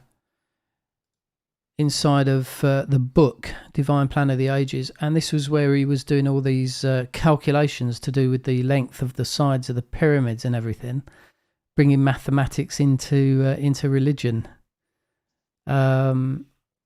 And he came up with all kinds of dates, and I think one of them was 1874. He figured would be the date that Jesus came back, and then it didn't happen, and so they had to adjust their dates. So they adjusted their dates to 1914, and in order to compensate for that, they remeasured the pyramids and found that it had amazingly it had shrunk somewhat. So they were basically fudging these numbers to make their pyramidology fit their theology or their Bible chronology. Where I find this quite interesting, this pyramid, and we're going to get a bit more into pyramids as I move on. Why did these early Bible students, why did they have such a fascination with Egyptology and in particular the pyramids? There's a verse in Joshua chapter 24, verse 27, where it's where Joshua says, "Look, this stone will serve as a witness." And these early Bible students, they took this stone to represent the Great Pyramid. They believed that Great Pyramid was a kind of witness, almost like you know how the Mormons have their Book of Mormon separate to the Bible. Mm-hmm. It's almost like their other witness. The early Bible students were using the Bible plus this pyramid, and they were looking for all kinds of like signs and messages within this pyramid. One of the interesting things with it, if you can see that image, the top part of the pyramid has been cut off, and it's also a little mini pyramid. Mm-hmm. So yes. Yeah. In Scripture, where it talks about Jesus being the cornerstone of the temple of God, the building of God. Today, we tend to think of a cornerstone as being like the actual sort of the stone that goes into the corner of a building. But it can also mean the top stone. And so back in these days, they were looking at these pyramid symbols and saying, "Oh, that great stone witness, that pyramid, it's almost like a symbology of this temple of God, this building of God. He's building Christians up into a building to his praise." And that little top stone at the top there that's shining, that is Jesus again. You've got this symbology of these rays coming out of it again. I don't know if you can spot that. And this all goes back to your little rays on the golden sun disk again. Now, they believed this so much back then. My next image, I think this might be Russell 1 in your folder. It's an actual concrete or stone pyramid. Can you see that one? Yep. Yeah. That's actually the burial stone of the founder of the Bible student movement, which became the Jehovah's Witnesses eventually. Actually, there is actually still a breakaway Bible student movement. When the Bible students changed their name to Jehovah's Witnesses, not everybody liked it, and they didn't like the new leader, which was a guy called Rutherford. So they carried on as the Bible students, and they actually still believe all this pyramid stuff. Wow. They still publish the studies in the scriptures, but that is the burial mound of Charles Taze Russell. I think he died in when was it? I think it was 1916. He died, and that's actually not far off from. Well, where's Pennsylvania in relation to Ohio?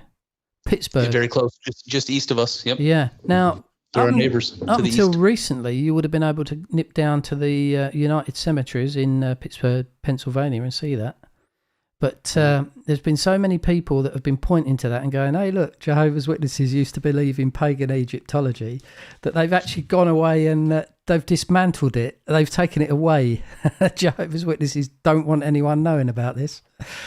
Me and Mariella were talking about this last night. We wonder where it's gone. I can't believe they've taken it away and smashed it to bits, because it's part of their history. But I also can't believe that they've taken it away and put it in one of their religious museums, because it's a little bit embarrassing, because it's kind of this Egyptology. It's not really very Christian, is it?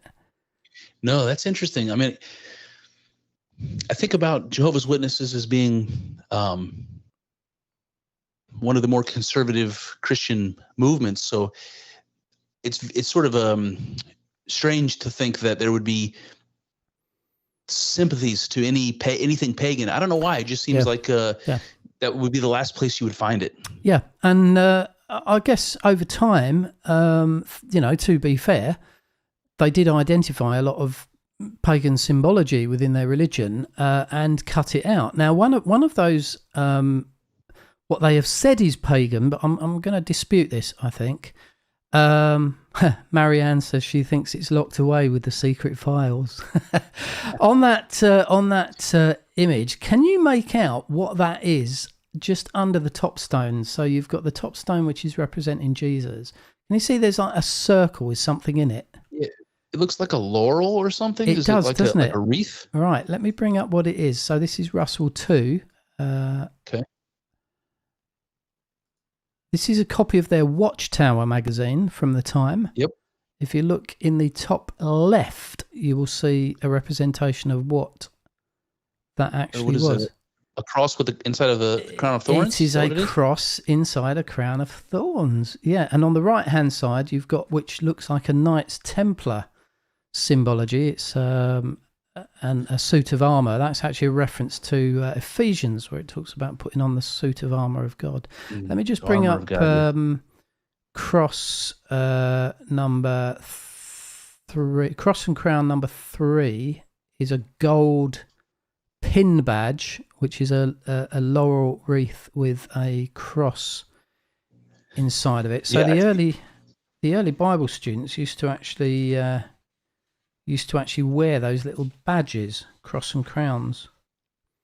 So we've got a bit of symbology going on there. The cross represents the crucifixion of Jesus Christ.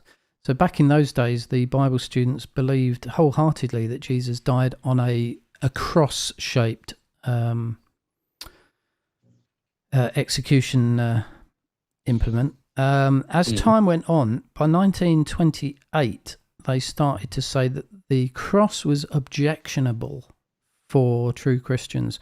The reason why is they started linking that cross shape to do you remember the Egyptian ankh on the those Hebrew seals from earlier?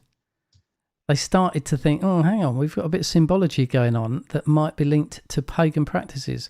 So they actually cut the cross out of their beliefs altogether by about 1934. They were saying that the cross itself is pagan. By 1936, they became pretty much, I think, the only religious group that say that Jesus died on an upright stake without a crossbeam. Now, basically trying to sort of distance themselves from this sort of pagan symbology that they thought there was a connection there. Now, I don't know if you know much about the Roman crucifixion, the way that they used to crucify people, but they actually did used to use crosses, and they did also used to use stakes. Oh, I didn't know they used stakes. I knew they used the crosses like an axe. They used those as well, and the yes. upright ones. Yeah. So basically, whatever I think the idea is that the Romans, when they were pinning people to stakes or crosses or whatever, I don't think they were particularly thinking about the symbology of the actual the murder weapon. It just so happens, that some people were hung on a cross, some were hung on a stake. Apparently, the Apostle Peter was hung upside down on a cross. I heard that story. You yes, heard that, yeah. You know that story. He said it was his idea. It was his idea. Yeah, he was along the lines of he wasn't worthy to be martyred on an upright cross. Yeah, so he got hung upside down. But yeah, it's just interesting that the early Bible students started looking at these sort of symbologies, and they thought, I wonder if the cross is sort of linked to the old Egyptian symbol of the cross, which it's not. That one back there, the Egyptian cross, that tends to be, if I've got my notes here, I think that's more to do with representing life and immortality. The symbol of eternal life and regeneration. But you can see why that would sort of ring an idea with is this Christian cross something to do with this? Because we're thinking about the death and resurrection of Jesus. Exactly. Yeah. So that goes back to that synchronicity thing I keep bringing up. Is it possible that the Ankh means life? Yep. And Jesus is a symbol of eternal life. They both mean eternal life. Both crosses separated by time and culture, with no connection between them. No direct connection, yeah. Except the human mind and heart and experience. Yep. Is the cross some kind of archetype that has relevance, the same relevance in ancient Egypt and in Christianity? It's amazing. It's amazing that these things, like I say, the scholars say there's no connection between the two, but like I say, it just keeps popping up. Where this starts getting really intriguing, just going back to that watchtower picture. Watchtower started off with a set of books. The Charles Taze Russell movement started off with a set of books called the Millennial Dawn, and their magazine was called The Watchtower. It's interesting that a watchtower, I only found this out because I went to a healing expo a little while back, and there was a lady there who identified as Watchtower Witch. And I thought, that's interesting. Witch? Is this something to do with magic? And I went up to her and I said, I noticed that, you're a witch in a nice way, but I also noticed that you're using the term watchtower, and I used to be a Jehovah's Witness, and their main magazine is called The Watchtower. Did you used to be a Jehovah's Witness, and you've converted to become a witch? Have you left? And she said, oh, no. She says, a watchtower it's a magical tradition. It's a guardian in a magical tradition. Basically, it's like an angel of some sort. They call them the Enochian angels. Remember the book of Enoch, where it talks about you've got Uriel and Raphael, Michael, Gabriel, and so forth. And basically, watchtowers, you invoke a watchtower at the start of a magic spell or anything you're doing, whether it's like divination or pendulum work or crystal ball reading, anything like that. Apparently, you invoke one of these watchtowers, which is one of those four angels: Uriel, Raphael, Michael, and Gabriel. So there's a lot of weird shit going on here that has been passed off, I think, as Christian in the early stages, and it isn't. Interestingly, the organisation has never lost the name Watchtower; they still go with that. But it started out with a guy called John Dee, and he had a mate called Edward Kelly. This was in the 16th century. Edward Kelly was a scryer. There's a new word, a scryer. I never heard it. What does it mean? It basically means a diviner that especially uses crystal balls. So this guy was into crystal balls, and apparently he looked into this crystal ball, and he saw these 4 angels: Uriel, Raphael, Michael, and Gabriel, and they were able to summon up these angels. And from that, there was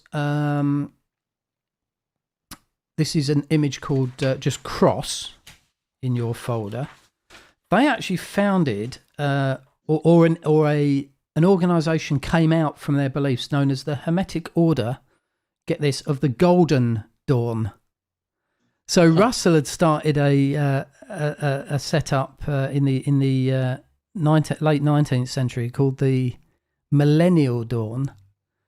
These guys way back had the Golden Dawn. You've got all these sort of numbers coming up again, and this symbol I've just put up on the page here is actually the symbol for the Golden Dawn movement. Again, you've got a cross going on, but you've got some weird and wacky symbols going off all the way around the edges. Can you see your star down at the bottom there? There's another one in the middle. Some weird shit going off there, isn't there? Yes.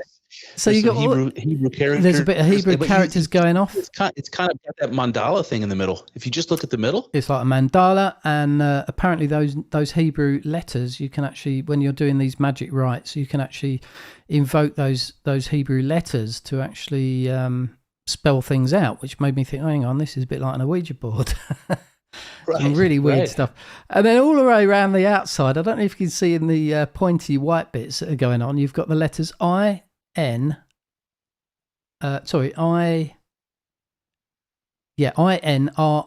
you see that? Yeah, I see that, yes. Any guesses what that means? I'll read it in Hebrew. It's Isus Nazarene Rexus Israel. Jesus of Nazareth, King of Israel. Yes. Apparently that is the in the Bible account, that is what was written on the sign that was nailed atop his head. Jesus, right. The Nazarene, King of the Jews. Right, King of the Jews, right. Yeah, yes. this was where the Jewish people that actually executed Jesus on that occasion, they said to Pilate, I think it was, "We have no king but Caesar." Because he had said to them, "Look, here's your king." And they said, "We have no king but Caesar." So when they crucified him, Pilate, I think, had it arranged that there would be a sign over his head that says Jesus Nazarene, King of the Jews. So he's just getting back at him. But it's interesting, again, how we've got this sort of like blend of, we've got some sort of weird kind of culty, religious shit going on. And if we move into Cross and Crown 4, that's actually a Freemasonry cross and crown. And it's got hoc signo vinces around the outside. Not sure what that means. Need to look that up. Can you see that one? I don't see that in the file for some reason. Let's have a look. That's that is going to be called Freemasonry 1. Oh, Freemasonry. I see it. Okay, good. Yeah, so we're sort of starting to edge into the Freemasonry side of things now. So again, you've got this cross and crown idea coming through with all its possible or links to pagan in the past, and Freemasonry. Again, you've got swords in that image. You've got a crown. And you've got these sort of rays coming out of that cross in the centre there. Apparently, this is not so much about Jesus. The Freemasons have adopted this to represent spiritual principles. The crown signifies victory over the struggles of life. So clearly, the cross and crown is exactly what we were looking at before. It's identical. It's identical. It's absolutely identical. I'll bring the other one up on screen. It's absolutely identical to that. You've got the cross going through the centre of the crown. That represented Jesus and going to rule with Jesus, eternal life in heaven. This other one, the Freemasons, exactly the same image. This time it recognises victory over the struggles of life. Huh. So you've got to be careful with some of these images to know whether or not we're actually talking about the same thing or not. You know, sometimes people get into these conspiracy theories where they'll see a cross and a crown and they'll say, "Oh, that must mean that organisation is a Freemason." Not necessarily, but then when you start coupling it with the fact that they also did pyramids with top stones, which look like the Eye of Providence that we're going to get onto, Marianne. There we go. So that's my little section all about cross and crowns. Hope you enjoyed that one. Love it. Right, we'll go back to your final section now. This is Asclepius. Asclepius, yes. So right. So I'm looking at an image that looks like a number of staffs with snakes again. Yes. And I can even see one at the top that looks a little bit like the old wings of Ra, the old sun disk we were talking about earlier. It does, doesn't it? Isn't that amazing?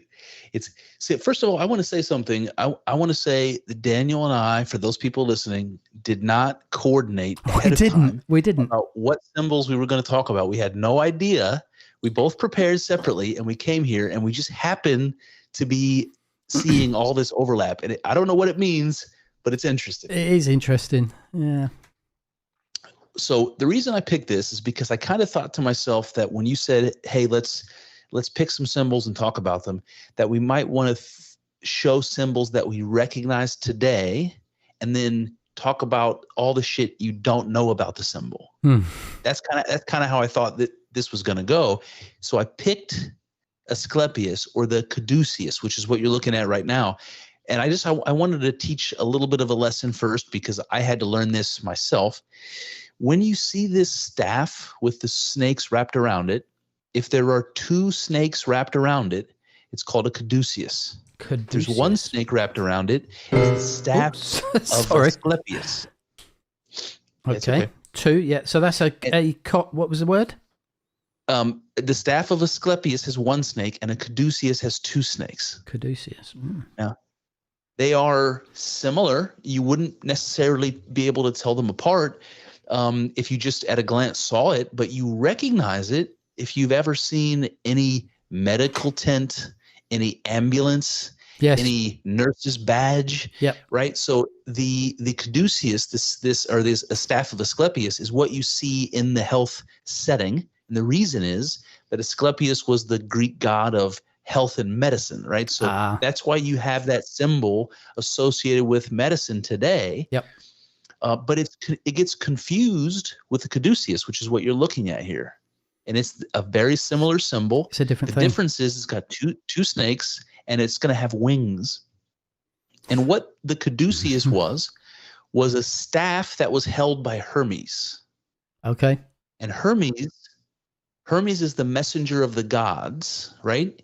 Hermes is kind of like an angelic figure. He's the bridge between heaven and earth, between the realm of the gods and the realm of men. He goes back and forth like the angels on Jacob's ladder. That's Hermes. And this was his staff, okay? And you see the snake, which we've been talking about already. I made a couple notes here, so let me just pull those up. So the staff, the caduceus that Hermes holds, represents his power as an intermediary between the realm of the gods and the living. Yep. But the cool thing about this is that symbol predates ancient Greece by a long shot. It goes way back. It goes back to ancient Sumeria. And there was a god whose name I'm going to mispronounce, but I'll do my best. The god was called Nin-Gishzida. Nin-Gishzida. Okay, now Nin-Gishzida is represented exactly like this, a winged staff with the snakes. And Nin-Gishzida was called the Lord of the Good Tree. The Lord of the Good Tree.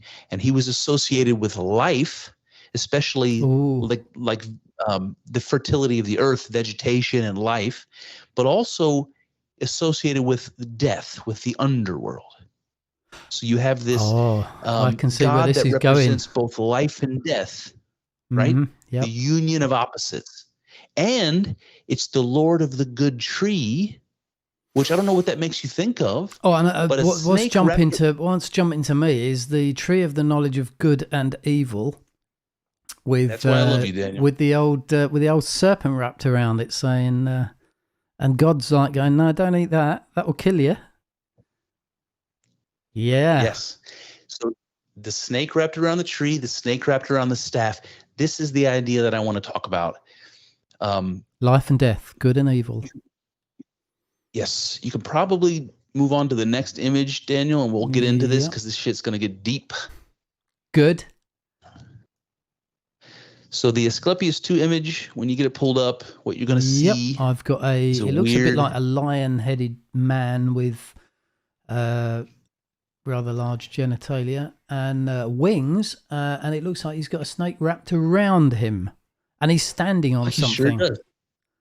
What's he standing on, Daniel? I don't know. It looks maybe the earth or the sun. It's a sphere of some kind. It is a sphere of some kind. So in this image, you see something like we saw with the caduceus and the staff of Asclepius. You see a man rather than a staff and a snake wrapped around it just like it was before. You have this therianthrope thing going on because it's a man, but it has a face of a lion and it has wings. It's half man, half animal. Mm-hmm. And that therianthrope image is just like the image that you showed with the sun with the wings and then the man with the wings. Got the wings again. An angelic figure. And the serpent again, right back to the pharaoh, had the rearing cobras on either side of the disc with the wings on. Yeah, absolutely. And you have this sphere it's standing on, which is the circle, the Ouroboros circle we talked about, and you can see that this figure is holding a staff, the staff of Asclepius, the caduceus. Now, this image I just learned about last year, and it really blew my mind. This is an image of the Ouroboros. This is another image of the Ouroboros, but it is a god called Zurvan. Zurvan. Okay? Zurvan is a Zoroastrian god that I never knew about, and it's got an interesting story behind it. So the Zoroastrians were a lot like the ancient Jews or even the Christians. They believed in a supreme god of good and a supreme god of evil. And the god of good was called Ahura Mazda. We saw an image of that earlier. Ahriman is the devil character. And the story, the myth in the Zoroastrian religion, it says that in the beginning of time, Ahura Mazda and Ahriman existed. Like they already existed. And they were separated from each other so much that they didn't know that each other existed. That's how it begins. That's how the story opens up. And later in the development of the religion, the priests decided that wasn't a good enough story, that Ahriman and Ahura Mazda couldn't have just been there. They had to have been created. So how did they get there? That's Zurvan. Zurvan is Ahura Mazda and Ahriman together before they were separated from each other. This is the oneness that wraps up the two gods of Zoroastrianism into one. Into the one God. And they called him Zurvan. And listen to this. Listen to this, Daniel. Zurvan. Let me find my note here. So Zurvan is kind of like the Brahman unmanifest. Absolutely, it is. Yeah. And so Zurvan comes from a Avestan word which means time. But Avestan is related to Sanskrit, and in Indian they have a word sarva, which is the same word as that Zurvan comes from, and it means all. So Zurvan is the all, the one. All potentiality again. Absolutely. Absolutely. He was described as androgynous, like, he's not a man or a woman because he's kind of the potential for both. I don't know. So he's neither. He looks a little bit manly in certain areas. Get your head out of the gutter. He's the god of infinite time and space. Right. He's described as one, as being neutral, and as recognizing no distinction between good and evil. Right, because that distinction hasn't happened yet. So if you want to move on to the That's next image, amazing. we'll keep this rolling. Just before we go on to that next one, can I just go back one slide? Absolutely. The snaky staff. I've got Mariella on the chat, and she said, I always thought that this was related to the copper serpent that healed the Israelites. So there was a story where the Israelites had been naughty again in the wilderness, and God sent a plague of serpents to bite them all, and they were all dying from these poisonous snakes. And Moses apparently prayed to God and said, rescue us, we'll be good in the future. And God said, right, in order for me to do this, you've got to create a staff with a copper serpent on it and raise it up. And all these Israelites that are dying from these snake bites have got to look at this copper serpent, and they'll be okay. I think that one is probably where the medical staff with the serpent on it probably came from. The idea that the snake was the healing one. But interestingly, there's a verse in John 3 verse 14 where it says, just as Moses lifted up the snake in the wilderness for this healing and salvation, so the Son of Man must be lifted up. And that's a reference to Jesus being lifted up on the cross. That's interesting, isn't it? So you're sort of seeing, again, it's very similar symbology again, even with that one that you put up there, even though it's a different symbol again from the medical one. You've kind of got a cross shape going on again, and you've got those wings again that represented, apparently, according to some Christians, the Son of Righteousness coming in his wings to heal people. Absolutely. So we've got Asclepius number 3, I think I'm looking at now. Yes. And that's an interesting. It looks like a plaster relief of something with a man in the middle with a snake. It's the same guy again, I think, but it doesn't look so lion-y as the other one did. Right. But if you look closely, you'll see the feet of that creature are not quite human. Oh, you still have hooves. You still have the snake wrapped around the body. You still have him holding a staff. So you have a lot of the same images, but here you have just a normal human head, not a lion's head. This is a slightly different god. This god is called Phanes, Phanes, and this is a Greek character. Yep. And it's associated with Orphism, which is one of these ancient mystery religions. Plato, for instance, was a initiate of the Orphic mysteries. Pythagoras was an initiate of the Orphic mysteries. It was a very much like the Freemasons today, where they have rituals about death and rebirth, like where they play it out, reenact it. The Orphic mysteries had something to do with this, and Phanes was a god that was recognized among these Orphics. He's talked about as being born from the cosmic egg. It's the god born from the cosmic egg. It's entwined by a serpent. Its name, Phanes, means to shine.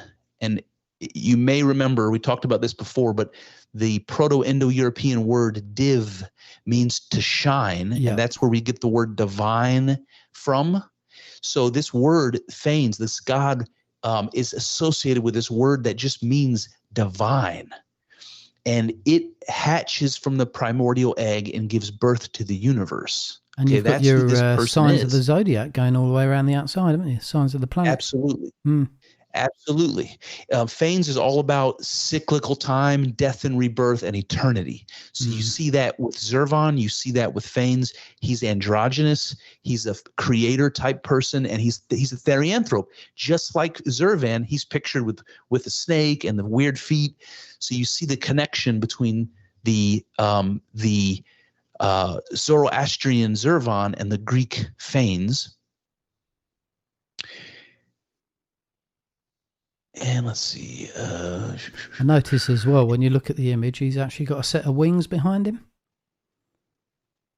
Yes, and the wings, correct. Just like Zervan with wings. So you have that therianthrope thing and I think this is important. I really think, because you can see therianthrope images in cave paintings that go back 30,000 years. I think when early human beings made images of half man, half animal creatures, the message of that was, we are like them. Like we are connected to all life is connected. And to imagine a creature that's half animal, half man is to recognize the union of life and consciousness. So I think that's what this image represents. Beautiful. I love that one. And if you move on to the next one. Adam and Eve. Oh, that's good. They've got some fig leaves to cover their bits up this time. Last two have been quite pornographic, haven't they? So now we're on to Adam and Eve with a couple of fig leaves over their bits, and there's now this is interesting. There's a tree. This is going to be the tree of good and evil. This one, I think, not the tree of life. This is the tree of good and evil, because this one has got the snake in the tree. But I noticed that the snake looks like it's got a human head. Isn't that interesting? And it's a female human head. Isn't that interesting? Mm. So you will remember that the snake in the Garden of Eden spoke to Adam and Eve, spoke to Eve anyway. And so it's often pictured as a snake with a human's head. And that's what I wanted to show you. In this case, we have a therianthrope, just like we had before, half human, half animal. We see the snake, just like we saw with Phanes and Zervan. It's wrapped around the staff, just like we saw with Phanes' body, Zervan's body, the staff of Asclepius, and the caduceus. Mm-hmm. So the image, you see all of these patterns, the therianthrope, the staff, the snake, over and over and over.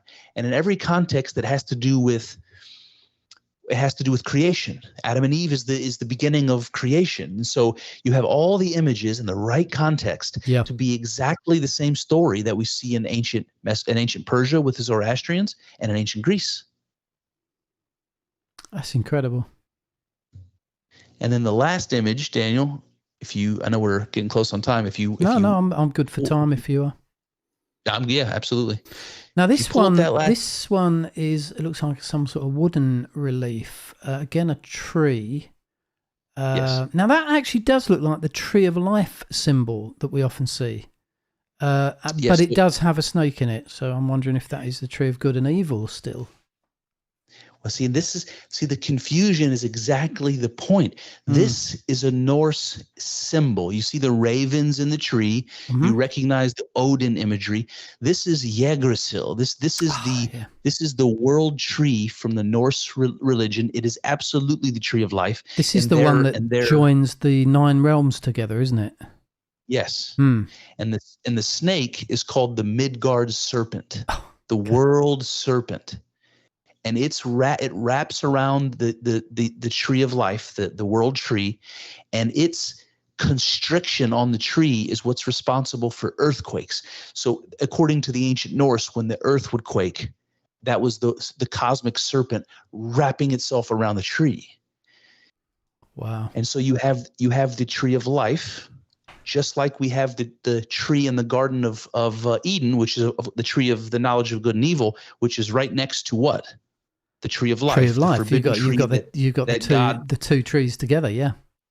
You have the two trees together, and there you have again this separation motif. You have the forbidden tree in the Bible has become 2 trees, right? The tree of knowledge and the tree of life.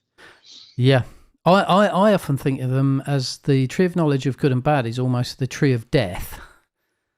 Yes. Eat this one and you get death. The other one is the tree of life. Absolutely, man. I never thought of it that way. Yeah.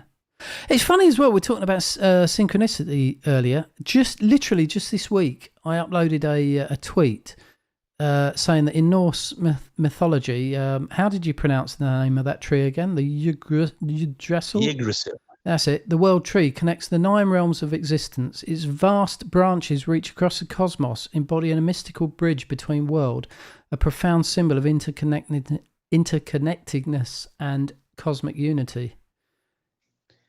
And the bridge between those worlds, the divine and the human, that's Hermes, right? That's the staff of Hermes that goes from heaven to earth. That is so weird. I uploaded that earlier this week, and I never thought you were gonna lead up to a picture of the same thing.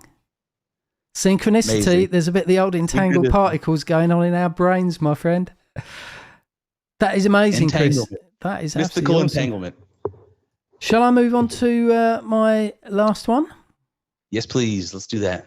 So this is the Eye of Providence, which if you're in the US there, you'll see these every time you use a $1 bill, I believe.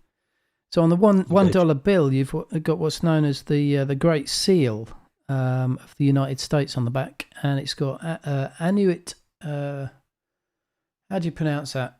Creptis. It means he approves or he has approved of our undertakings. It's a reference. Which image are you looking at, Daniel? Sorry. I'm looking at the Eye of Providence number 1, which may have been called something different in your folder. Let me just confirm that. I think it might be $1 in your folder. $1. Yes. Okay. Got it. You got that one. There it is. Yeah. So that's that wording across the top. He approves or he has approved of our undertaking. We're coming almost full circle again to this idea that God is protecting you. His divine favor is upon you, and you've also got a pyramid again, and at the top of that pyramid it's broken off again, almost the same as the symbology in the front of that divine plan of the ages from the old Bible students back in the day. And again, it's got rays on it, but this time it's a little bit different. This time, you notice it's got an eye in the middle of it.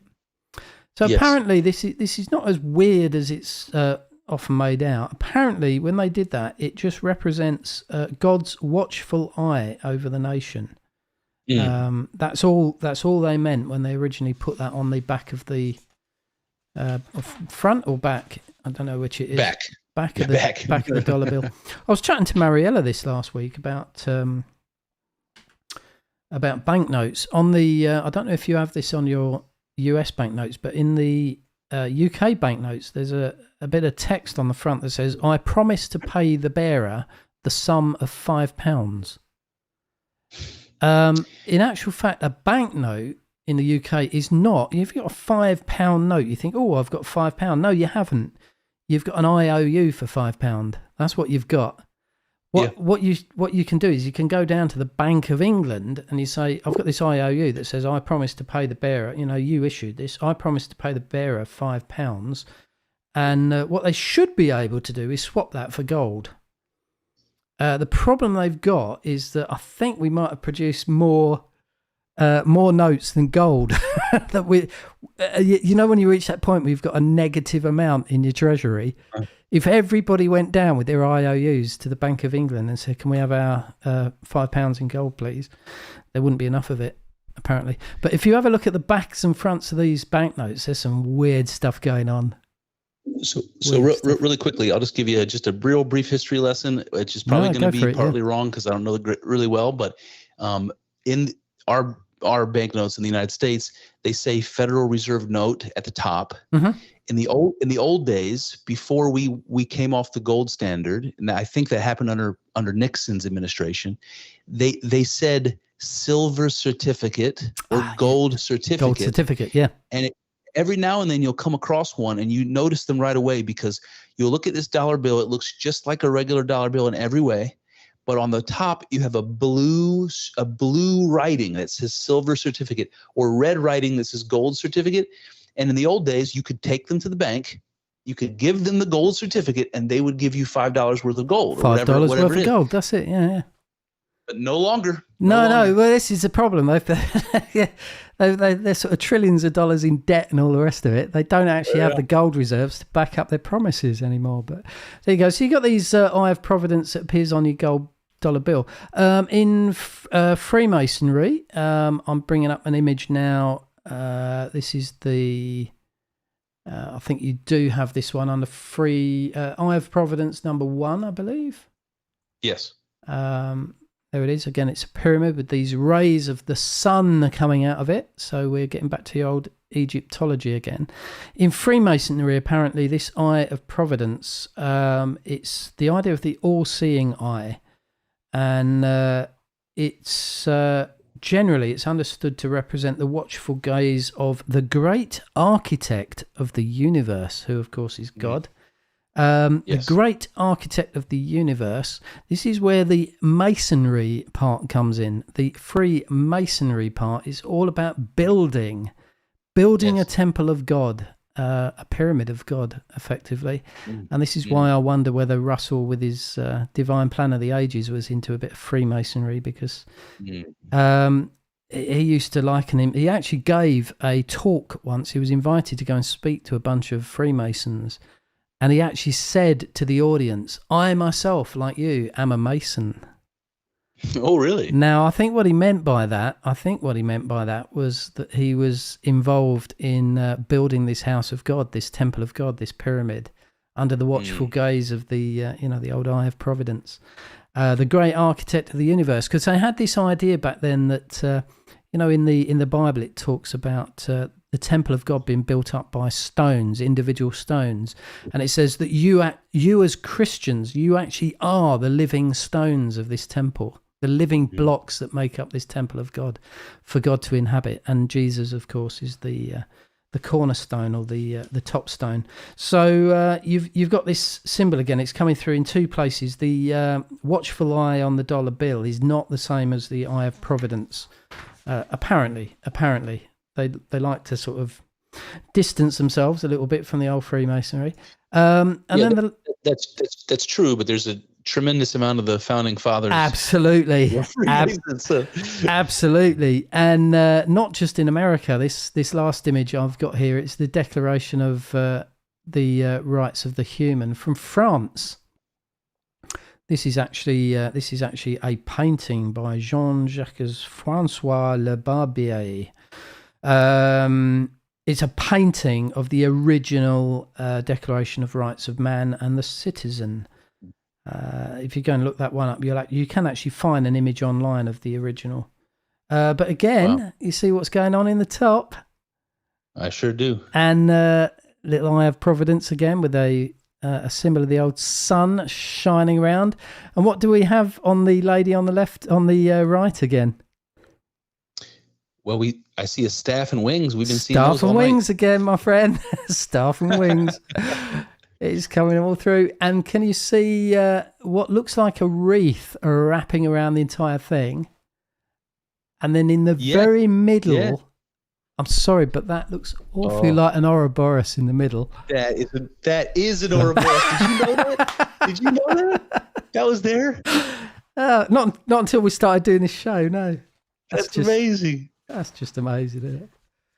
Wow. So, have you got any concluding remarks you want to make, my friend? Because I thought that was an absolutely epic journey.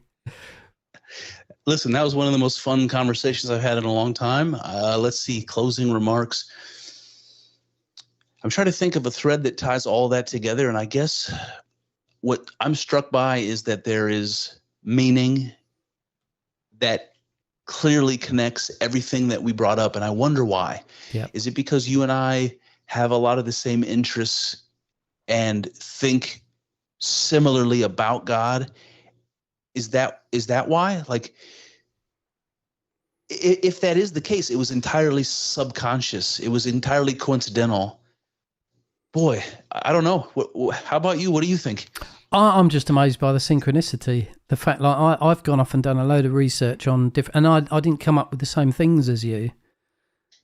But then when we bring them together, we've got that whole thing going through with the sun disk and the wings and the snakes, yes, and the triangles and the eyes. It's just amazing, absolutely amazing. Life I did actually look up the on the Mac keyboard. There's what's known as the command symbol, and it's a shape that sort of looks like this kind of thing. It's like a square but with circles on the edge. Oh, okay, yeah. Originally, the artist who came up with that, the bitmap artist, it was a lady called Susan Kerr. She was looking for a logo, and she was browsing through a symbol dictionary. Apparently you can get these. And she came across this kind of cloverleaf symbol. Apparently, it's used in Nordic countries as an indicator of cultural locations and places of interest. That's all it means. And she took that, made it into a function, a command key on a Mac keyboard. So who knows, years from now, we might be using keyboards with Ouroboros on and all the rest of it. There you go. There's nothing new under the sun, Daniel. There's nothing new under the sun. But if there's nothing else you've learnt today, you've learnt two new words. Scryer, which is a crystal ball guy, and your word, brilliant, therianthrope. Therianthrope. Part human, part animal. That's awesome. Hang around, Chris, for a little bit. I'm gonna sign off. Just before I do that, I'm just gonna pull up this little screen. It says, if you really like this, please click that like button, subscribe, and click the notification bell. That's whether you're watching this video on Chris's show over at the Two Tongues podcast or on my show, Onion Unlimited. Bit of a crossover. We enjoy these, don't we? So thanks a lot. Thanks a lot, my friend, for coming on. Hang around. That's everything from me and Chris for this time. Stay curious, folks. Bye for now.